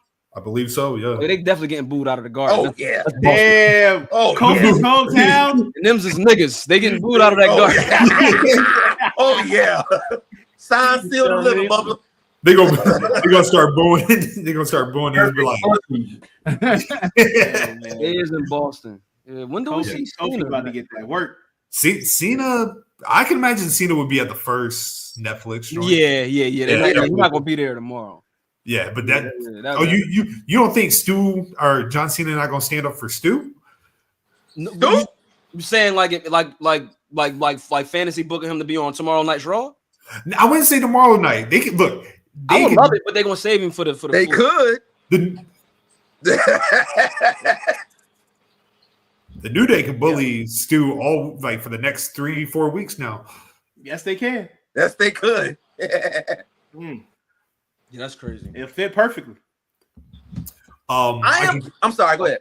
Oh no, I was gonna say. All I was gonna say is that I know tomorrow is War Raiders and Judgment Day, right?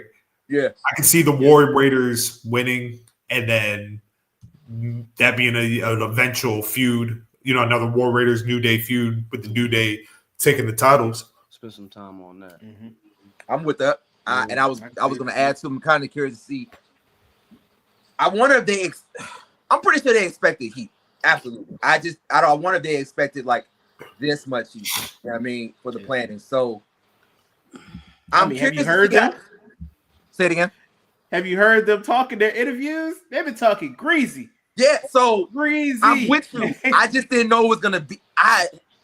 They exceeded my expectations. Like it's past the Dom type dude. Like this shit is pure hatred, pure unadulterated hatred. So what I'm excited about to see is how do they pivot?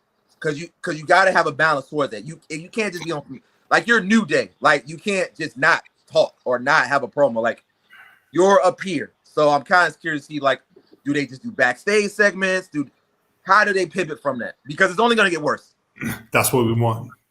Keep Absolutely. going out. Yes. Keep going out. Keep going out to the live crowd. Yes. Mm-hmm. It's money on this story, man. It's money on this story. I'm just excited to see where it goes. Y'all think that booing is pumped in? Nah, not this bad one. No way. Not that one. I was just playing devil's advocate. I get it. That's right. They didn't really hate them niggas, especially. Hey man, there was a time where I was like, "Ain't no way they booing Dom this loud like that." And then we were there. Did it. And I was like, "Oh, never mind. This shit real." Yeah. Yeah, Roman night after Mania, Raw after Mania. After Taker. I can't think of too many. Oh, that was a top tier. That was a top tier night. That was very underrated. Yeah. Woo. Dean ain't say shit. They were saying shut the fuck up. Like, yeah, I mean, like he wasn't even saying shit yet. They were like, shut the fuck up. They was wilding. I gotta see what Mania that was and where they was at. Like what city? That was 33. So they were in Orlando. Orlando. Yeah. Okay, right. Yeah. Exactly. Hilarious. Seattle with Florida. KO and Elias. That was one of my favorites. Oh, the Seattle Seahawks line, yeah. Shout out to Chaz for putting that line together. Mm-hmm. Speaking of ho shit out here, Oh boy. going to NXT, you know what I mean? We should be celebrating a phenomenal match taking place in a couple weeks. Oba Femi, Trick Williams, you know what I mean? Just heavyweight action. But then I don't have the picture, but then bitch ass Eddie Thorpe. Mm-hmm. He don't deserve a picture. He do not deserve. The fuck? Who cares about Eddie, dog? The hell? He's about to get to some real good shit on NXT. Something we've been looking forward to. Something that is much anticipated. And then here comes this dude who we don't give a damn about talking. Goddamn. Now, I will say this. I don't watch NXT frequently, so you know what I mean. Like, I was a little behind. I was like, how did we even get to the point where Eddie Thorpe is accidentally letting Ava get knocked down and shit, right? Right. You know what I mean? But then I did my research. She said my man was avoiding him like the Jehovah's Witness. True, that is true. She was avoiding him. She did. She was avoiding him. Right?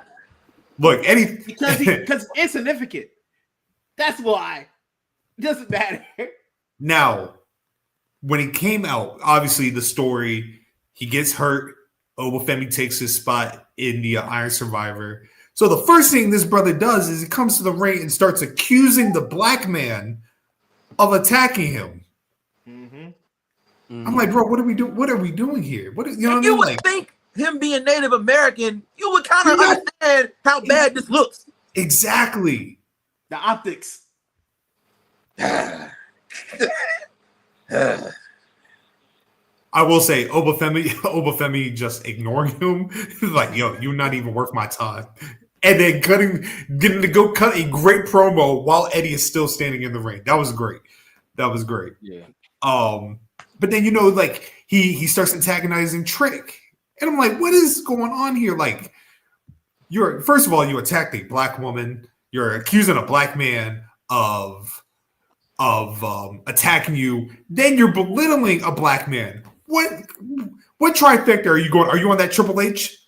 Is Triple H talking to you? You feel me? Is Triple H in your ear, bro? Right. He's feeling it, baby. Real quick, fun fact. So when I was a kid, one of my favorite wrestlers was Tatanka, right? Mm-hmm. You know what I mean? I was a huge, like a legit huge, like it was probably Sting, Bret Hart, Tatanka. That was young me. Okay. Yeah, that was young me. I had a little love for Tatanka too. Yeah. Bro.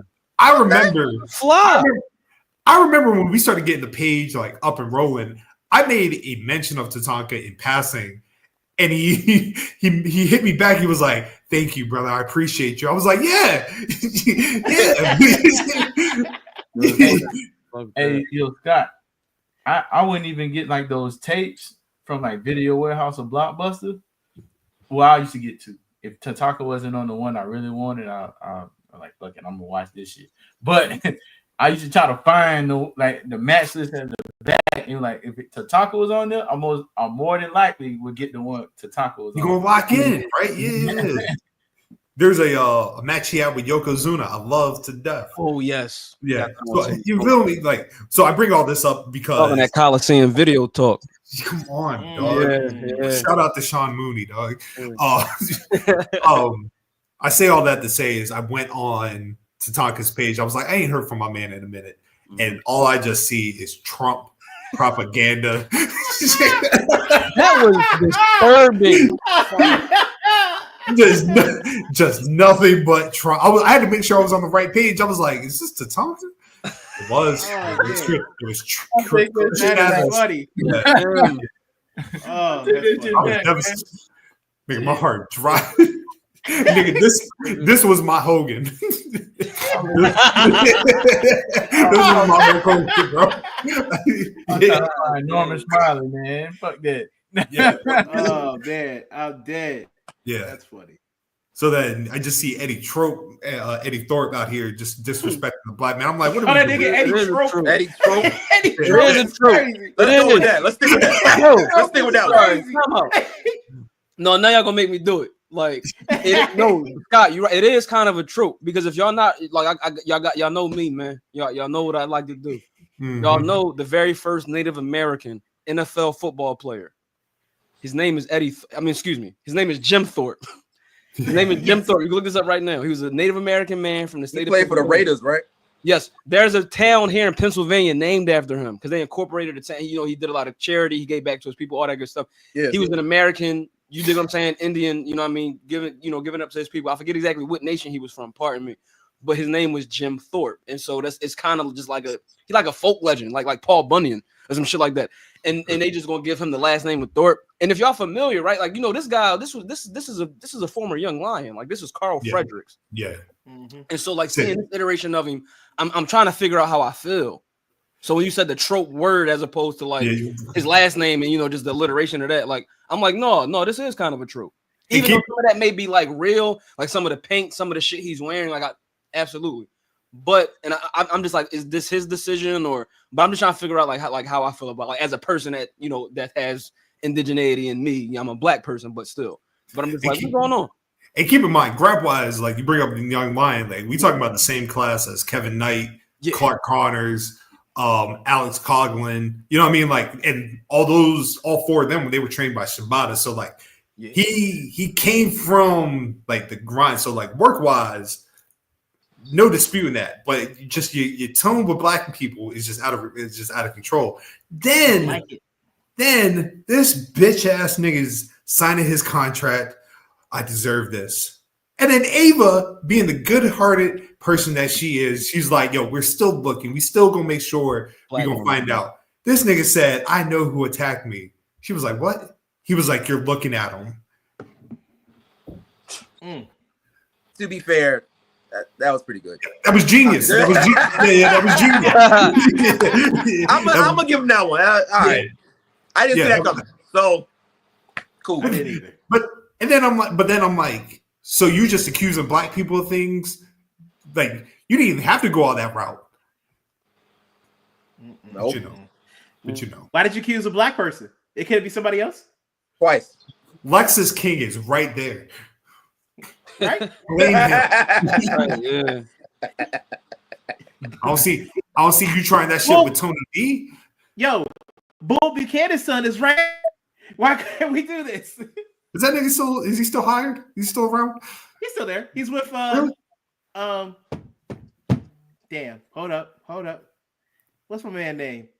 The nigga that used to come around with the chair. What part? Oh, Sean Spears. Sean Spears. There we go. Oh, that's his son. Yeah. Oh, okay. All right. Yeah, Sean Spears is that guy. He said La Parka though. I'm crying. Yeah, I was like, damn, that nigga. I was about to be like, I would have known if LA Park is in NXT. But yeah, that just. He's the robot on a bitch ass nigga.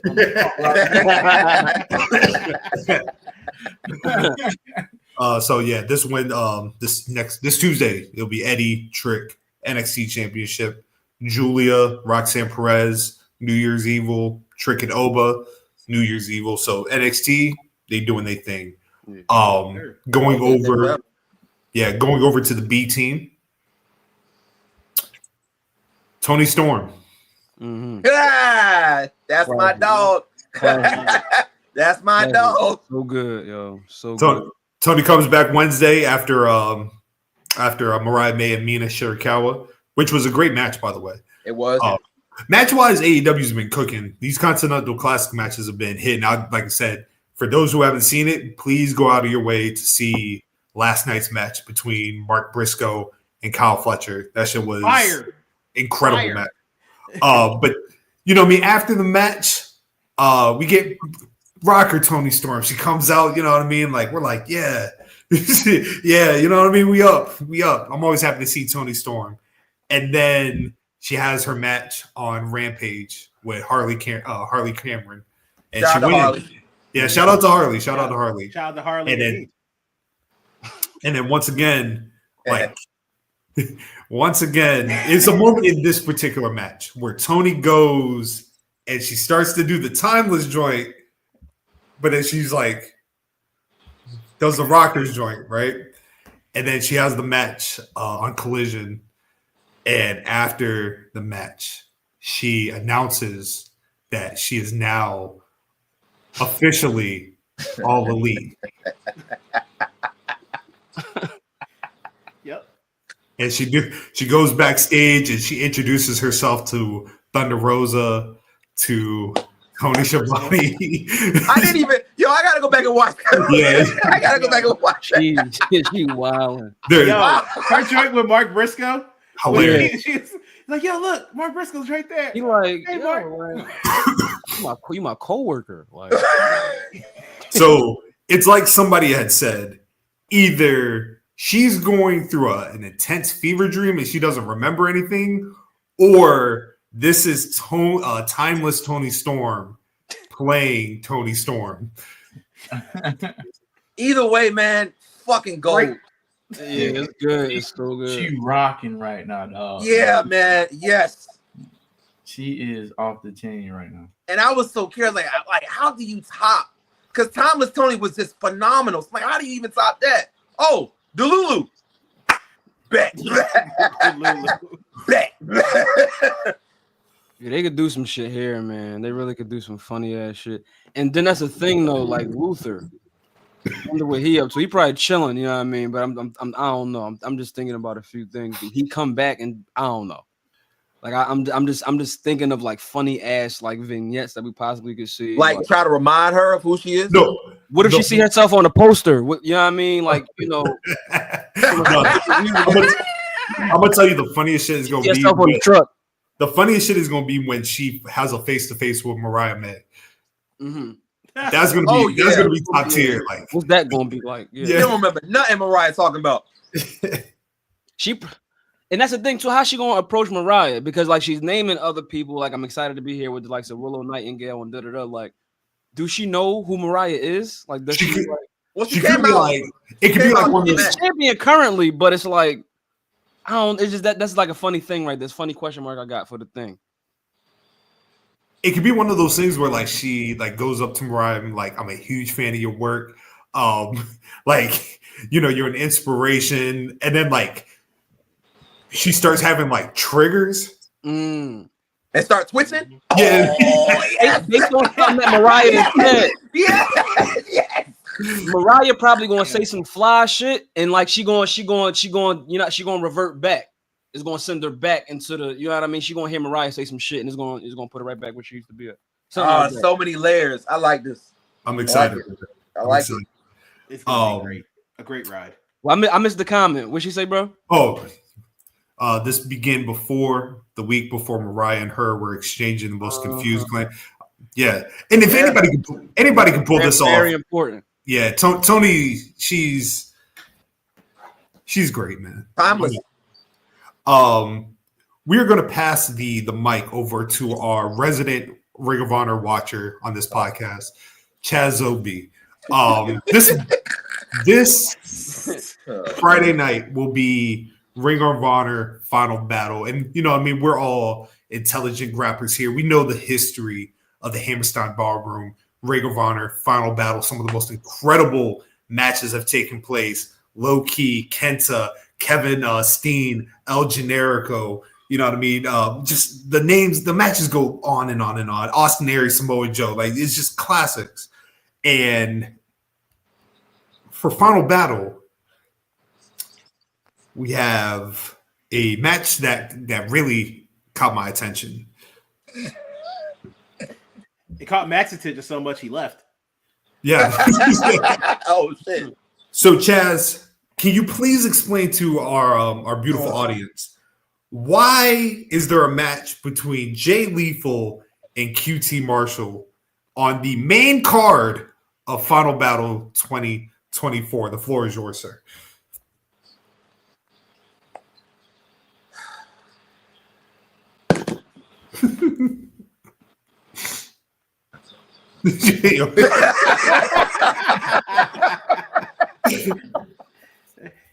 Man was ready to end it all. End it all. Oh, Lord. All right.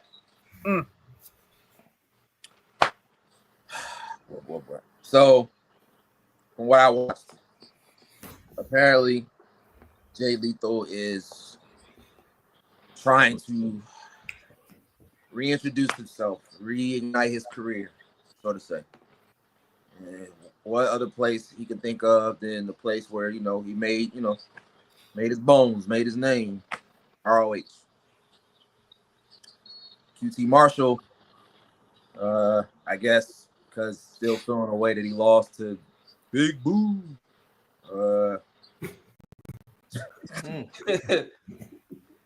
Comes in, questions Jay Lethal's reasoning, calls him, and a man who most consider washed calls another man washed. And Big Show, he's the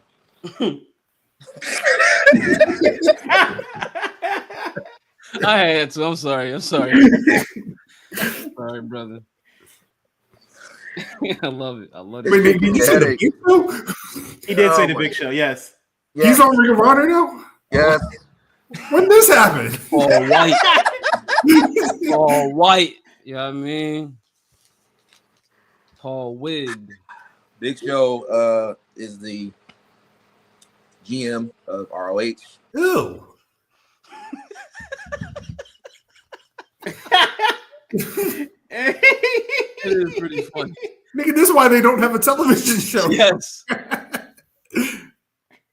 He said, ew. The office looks like one of those containers that they have at the shipyard that they just put chairs and stuff in when you don't have enough office space. Oh, the Connex box? Yeah, thank you, Connex box. No problem. I got you, brother. Well, it's the No Show. Correct. He said, QT comes in, questions his reasoning, and Jay was looking for a match, couldn't find anything. Then they got into a confrontation, and Show says, all right, well, here's your match for final battle, Jay Lethal versus QT Marshall. And after that, maybe we can talk about putting you back into title contention. Ew. Yeah. I'm gonna tap back in, man. That's it. what's that back in January? Yeah. I'm looking at this card. I got the card up right here. And you know what I mean? As of right now, the only match, there's two matches that are sticking out to me. Red Velvet and Layla Hirsch. Athena and Billy Starks. I was about to say some of the women matches. Yeah. Oh, wait. There's a possibility that Lee Moriarty's match is actually good. Oh, it's Lee. So, you know what I mean? Yeah, it's Lee. It should be noted, first of all, Chaz, thank you for that. That all sounds terrible. Yeah. You know what I mean? Salute to you. Do you you are a avid payer of Honor Club? No, I generally just I just catch up on Twitter, my man, and so that's it for me. Yeah.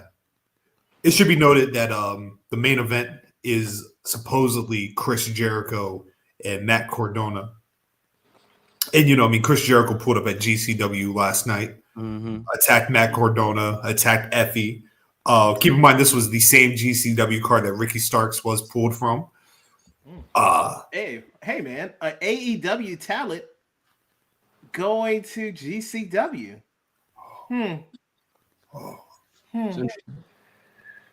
Interesting fact there.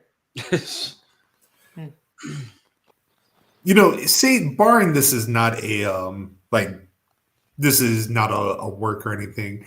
I know Ricky Starks probably sit back like, dog, what the fuck is going on? Like, what do y'all do? Like if this was like, I don't know, man. I don't know. I don't know. Nonsense, player. They got it. Like, I'm not spending no damn money to watch the Sons of Texas versus the Righteous. What? I am going to spend money and watch the pay-per-view on Friday.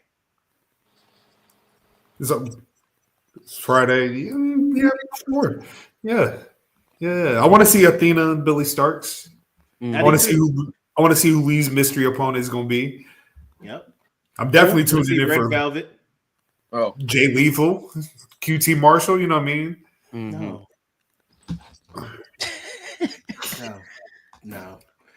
But gentlemen, we got in other Ring of Honor news, Athena won the 4-way match to go to Wrestle Dynasty. Oh yes, with International with Women's Cup. It's gonna be cool. and so did Willow. Yeah. Yes, Willow won. We got a bunch of winners that I like. That's what I love to see. Black women And winning. oh, you said it. Yes. I got you, player. You know what's a crazy aspect about this Wrestle Dynasty card? What's that? This is technically a New Japan, Yes, Ring of Honor, AEW, and CMLL promoted card. all in one. And as of right now, there's only one CMLL competitor on the card, and that's in the women's match. Yes. Oh, and Stardom. Yeah, So that just goes to show you they gotta get on the ball with this shit. Yeah, I'm about to say the starter competitor hasn't even. I don't even think they've done their matches yet. they have not. There's 4. They have 4-way matches. Who did the winners all go in and then have another 4-way match? I believe They're gonna do that shit. They're gonna do that shit a couple hours beforehand. Oh, let's hurry up. That's crazy. Yeah. Oh, man. Keep in mind that card is 100% being carried by the return of Kenny Omega. So, Yes. and honestly, I get why they're probably not announcing some of the bigger names because the day before is Wrestle Kingdom. So, you know, what I mean, you never know what might happen. But whatever. We will finish out with this one last thing: TNA.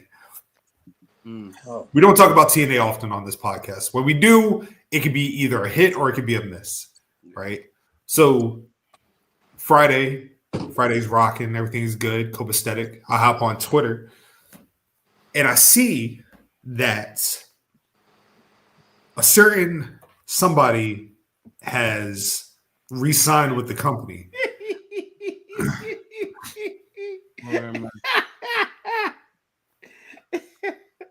Oh shit, that's funny. That certain somebody is a former Impact World Champion, a former Impact Knockouts champion, and a notorious racist. Tessa Blanchard is now back in TNA. Tessa Blanchard attacked Jordan Grace, Final Resolution. I've never seen somebody wear a ski mask and their chin is making the ski mask poke out, bro. That was insane. That was crazy. Can I ask y'all a question? Yeah, what's up, bro? Why in the fuck was the outfit was what it was? I felt race baited.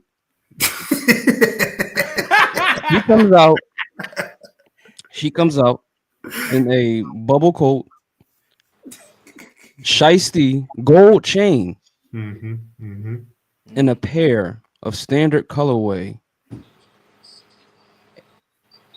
Nike Air Max up tempos with the air sign, with the air word written on the side. What the fuck was that about? Man, she didn't get clearance for I just had to get that off. Yeah, she didn't get clearance for a white robe, so she had to switch it up. The up tempos was nasty work. I'm sorry. It was crazy. She might as well wear black Air Forces. Like the like navy blue up tempos. Like, are you like where did you get those at? And then I didn't know white women had access to those sneakers. White Air Force Ones, right? The Converse chunky joints. dirty Air Force, dirty white Air Force. Dirty white. Like what else is Crocs? What else is there? How did she get her hand? Oh, never mind, Moose. Never I was mind. about to say. Yeah, I was about to say. I love to be like. That's what I'm about to go. I work myself into that. I'm knocking shit up. I work myself into that. I'm like, why? Yeah, Moose. It's Moose fault. Yeah, bro. it's always Moose. That's a bad joint, brother. Get better. Do better. Always move. Real quick, so for those that don't know the story of Tessa Blanchard and why we are rightfully slandering her, Tessa Blanchard is the daughter of Tully Blanchard of the Four Horsemen. Tessa Blanchard at one point was lauded to be, and these were the words of the time, a future WrestleMania headliner, because people wanted to see Tessa Blanchard, Charlotte Flair, that Horseman connection. And for all intents and purposes, before anybody knew anything, everybody was with it. TNA made a huge push for Tessa Blanchard. You know what I mean? The very first woman to win a world championship in professional wrestling. The morning that she wins the title, she does a tweet. And the tweet said, "Hey, women, it's cool when we support each other. You should try it sometime."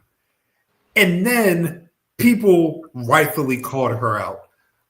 The main names being Alicia Kay, Chelsea Green, that brought up that in Japan, she spat on a black woman, La Rosa Negra, spat on her, called her the N-word, bullied multiple talents.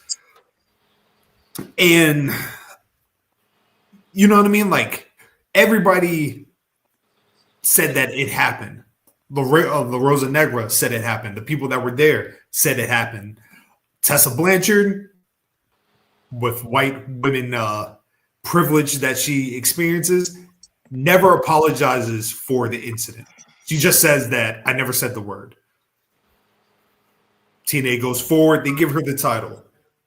She does not get fired from TNA because of that. She gets fired because she no-shows her bookings for Impact. So Tessa Blanchard, she goes right where she belongs. High school gyms, cornfields. You know what I mean? Like, she goes to get work in CMLL because those are the only people that are going to be booking her. La Rosa Negra, to her credit, you know what I mean? Like, she said that she can't harbor any feeling to Tessa Blanchard. She feels bad for Tessa Blanchard. She said she walked up to Tessa Blanchard and she didn't say nothing to her, but she La Rosa Negra said something to her and forgave her and let it go, cleared her conscience of it. Tessa Blanchard has always stated that she has never said the word, but there was that promotion where the same thing was happening, bullying. They even shut down the show because that program was being built around Tessa Blanchard. She was bullying multiple talents, threatening multiple talents. She's a horrible person, right? Horrible person. So her coming back to TNA is met rightfully with criticism. Do we think it is the smart move for TNA to make? And, you know, I mean, anybody can answer that. So, dude, is this a smart move? Because they're about to lose Jordan Grace, right? You, in theory, can probably think TNA's like, we're about to lose Jordan Grace, so we need a big time name to fill that spot. And my only question was, I was like, that was the first name that you came up with? Hey, Shit, man. that's like almost like getting Austin Aries back. Oh, man. Yeah. All right. So since we already know where we all stand on the same, we all feel the same way. So I'm going to try to go from TNA side. As you said, they are losing Jordan Grace. They already lost Naomi back to WWE, who put a lot of cachet to their brand. Then Jordan Grace, someone they've had for a long time, and the star that they've made, and then her star is so bright now, she's out of there as soon as her contract is over. So you could have looked around the landscape of your company and looked around and said, hey, let's build up someone that we already have here. Tasha Steelz, an excellent person that I can feel could have been someone to put more of a push behind. But they did what people in sports what people in corporate America love to do. Retread. Right back to doing something that they have done before. Even going back to someone who you fired because you felt the need that they needed to be fired. So you go get Tessa Blanchard, who at one point, as Scotland brilliantly said, was one of the biggest stars in wrestling at one point. And the people, Anthem owns them, if I remember correctly, the people at Anthem felt like they could do the same thing and bring her back. And obviously, if you listen to the crowd reaction of the event when it happened, it get a reaction. So, in their eyes, they feel like that the internet is a small place, and that's basically what you're gonna hear the people on the internet be upset. Until you hear people at the shows be upset, Anthem ain't gonna give a fuck. So to them, they feel like they made the right decision. Mm-hmm. Yeah.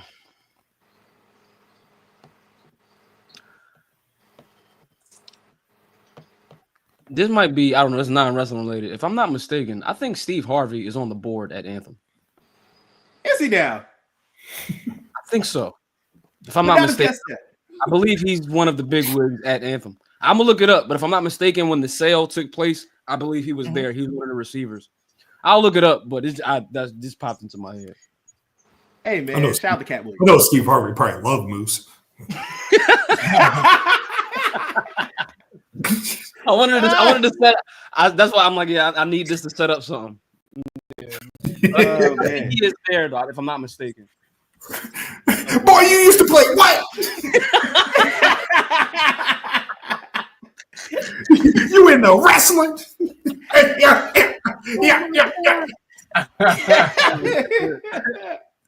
Oh shit, man! What'd you do? A body slam? Yeah. Steve Harvey is a strategic partner and investor in Anthem Sports and Entertainment, Canadian media company that operates in the U.S. Yeah, that's a wild. I thought so, but that's a wild plot twist. I would not have guessed that. No. Yeah, he's trying to get his bag, man. Wow. Trying. That man got it. Yeah. That man got it. Yeah, the Mark Cuban networks. Yeah, the money is, yeah, man. Mm-hmm. Oh, man. Hey, real quick, yo. How long does Tessa last? How long does she last in TNA?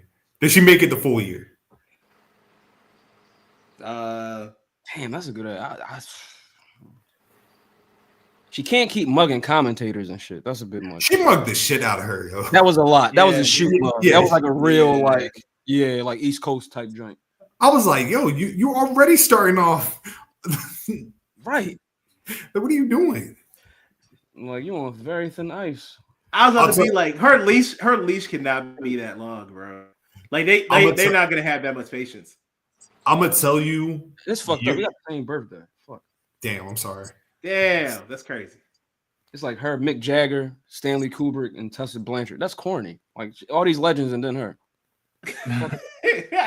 West Side Gun is July 27th, but it's whatever. I think Triple H July 27th too. Oh, I know Triple H is yearning to get Tessa Blanchard. He would love. Right? Yeah, exactly.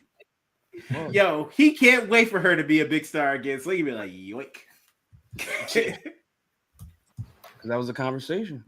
Yeah, no, what I was gonna say was I feel like you're gonna learn everything about where Tessa Blanchard is from a maturity standpoint in the first match with Jordynne Grace, because I know for a fact Jordynne Grace is not. There was already talks that like there was pushback from Jordynne Grace that she's not with this. You know what I mean? Mm-hmm. So if the match actually takes place, the chemistry will tell you everything you need to know, right? Because if Jordynne not with it, it's gonna make the match look terrible. Mm-hmm. If you see the frustration on Tessa and like her trying to bully Jordynne Grace, then you already know what time it is. Her trying to bully Jordynne Grace just sounds hilarious. Like, you know, like, nah, can't see it. Can't see it. Shout out to Jordynne Grace. Shout out to her. Shout out to Jordan Grace. Yeah, shout out to Jordan Grace, man. I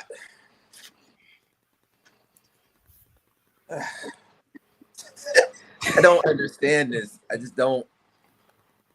I don't like. Granted, I don't have the knowledge and the history like y'all do about TNA, but I do remember significant moments. I remember the Hogan Bischoff experience. I remember, and it wasn't that long ago, but I remember you letting go of Scott D'Amore, which didn't seem like it was a good move. And now this. It seems like TNA has a pattern of being a low budget Barry Sanders, where when Barry sometimes he would take 5 steps back, but then somehow miraculously take 10 steps forward. Well, this is the opposite. TNA will take 500 steps forward, just take 10,000 steps back. I don't quite understand this.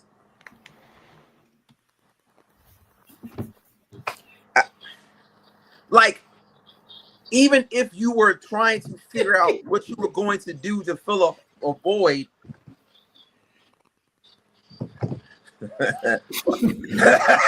Hey yo. Don't you ever say that shit. Hilarious. You know what? Let me delete this shit from my goddamn. Yo, Nick's hilarious, bro. The hell?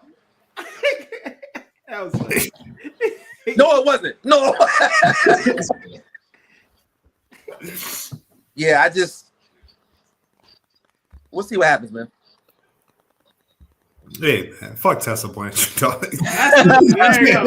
That's what it is. That's all. Yeah. Plain and simple. We ain't got to put more rating on it, man. That's all. Yeah, we fuck Tessa Blanchard and fuck Moose too. Oh, yeah, they're a couple. No. Are they a couple? No. I thought she's still okay. She's still not Oh, they just took a picture? Yeah. Oh no, Moose loved that white woman. He loves her. Oh, so they are together. No, I don't think they're together. I think no. Moose has somebody. Moose is married. Oh, that's to another white woman. Say less. Got it. I'm not throwing this out there. He's in Winter Wonderland. Got it. I got it.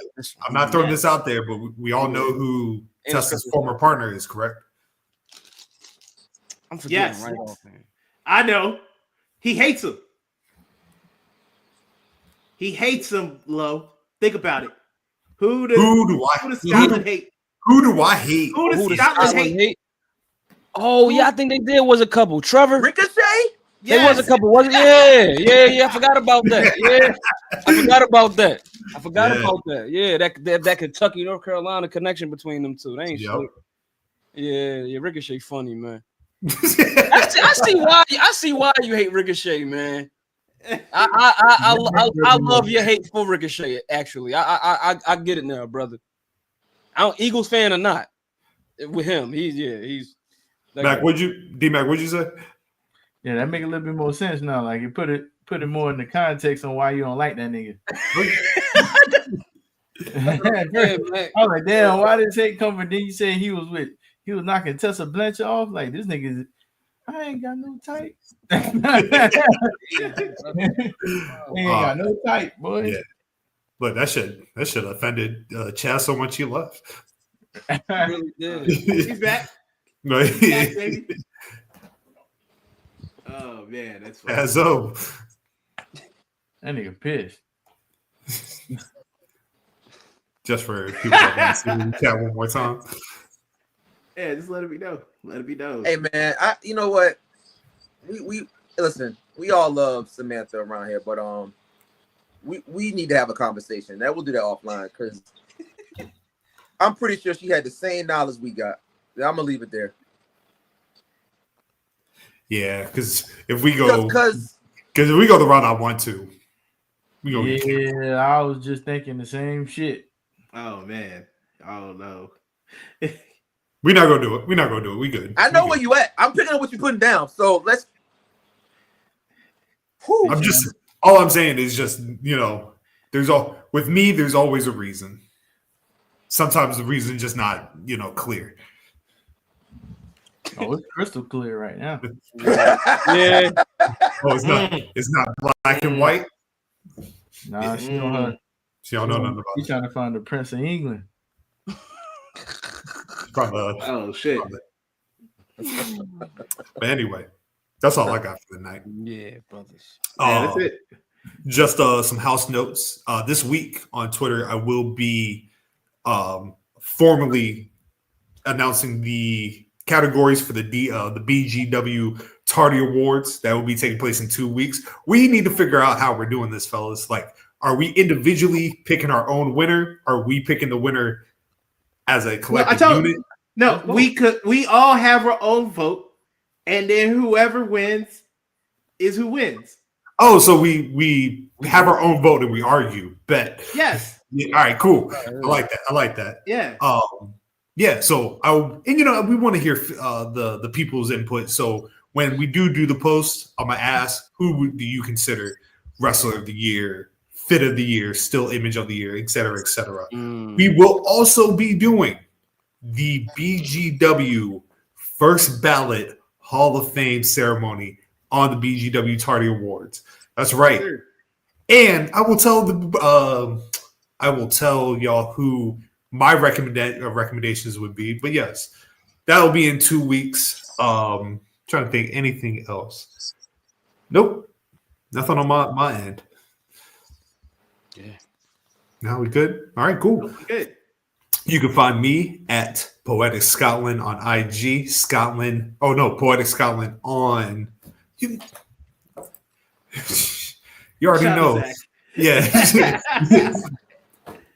my man. He is a first rounder. Yeah.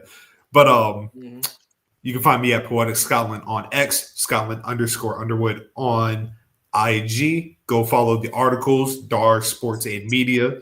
And yeah, tap in.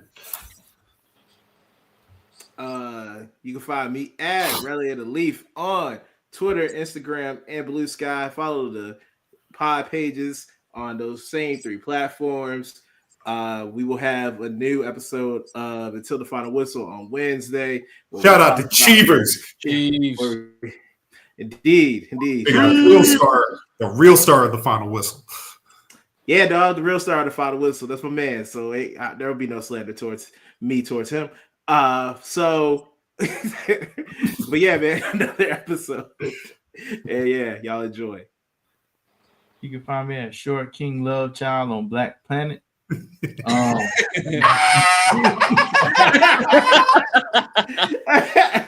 was the one right there. Well, if you're not privy to that platform, you can find me on Black Planet, boy.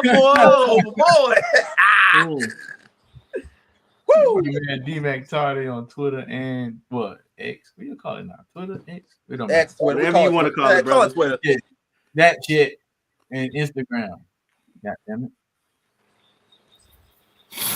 You already know who it is, man. LOfrmTHELEAD, Twitter, Instagram, Locker Room Lead, YouTube, and Twitch. More Locker Room Leads on the way. You already know, man. BGWPod for life. Support Scotland in his book. Can you tell him the title one more time? For the Your people love is necessary. Love is motherfucking necessary. Book right there. Support Until the Final Whistle. My nigga Nolo and Cheevers. Locker Room Lead and all the good stuff. Philly's Most Wanted got. Support my nigga Mac with his military, was recruiting, and his crusade to make sure people know that mental health is important. And last but not least, support me, videos, the creativity. Up next, Queen Amanada, highlight reel, brand new BGW intro to include Philly's Most Wanted. Can't wait, man. I'm patient. I'm patient. But Listen, it's coming. I got you. This is the last episode. You won't be up there next time. I got it. Yeah, I mean, Merry Christmas, man. Appreciate you, brother. Support my short film coming up with Scotland Poetic at the end. And last but not least, Chaz OB, IG, my man Zo, Twitter, my man Chaz, Blue Sky, just a placeholder. And tell them about the OnlyFans. Whoa. I don't have that. I'm not sure where that came from. Hello, brother. Hey, it's your money, man. Allegations.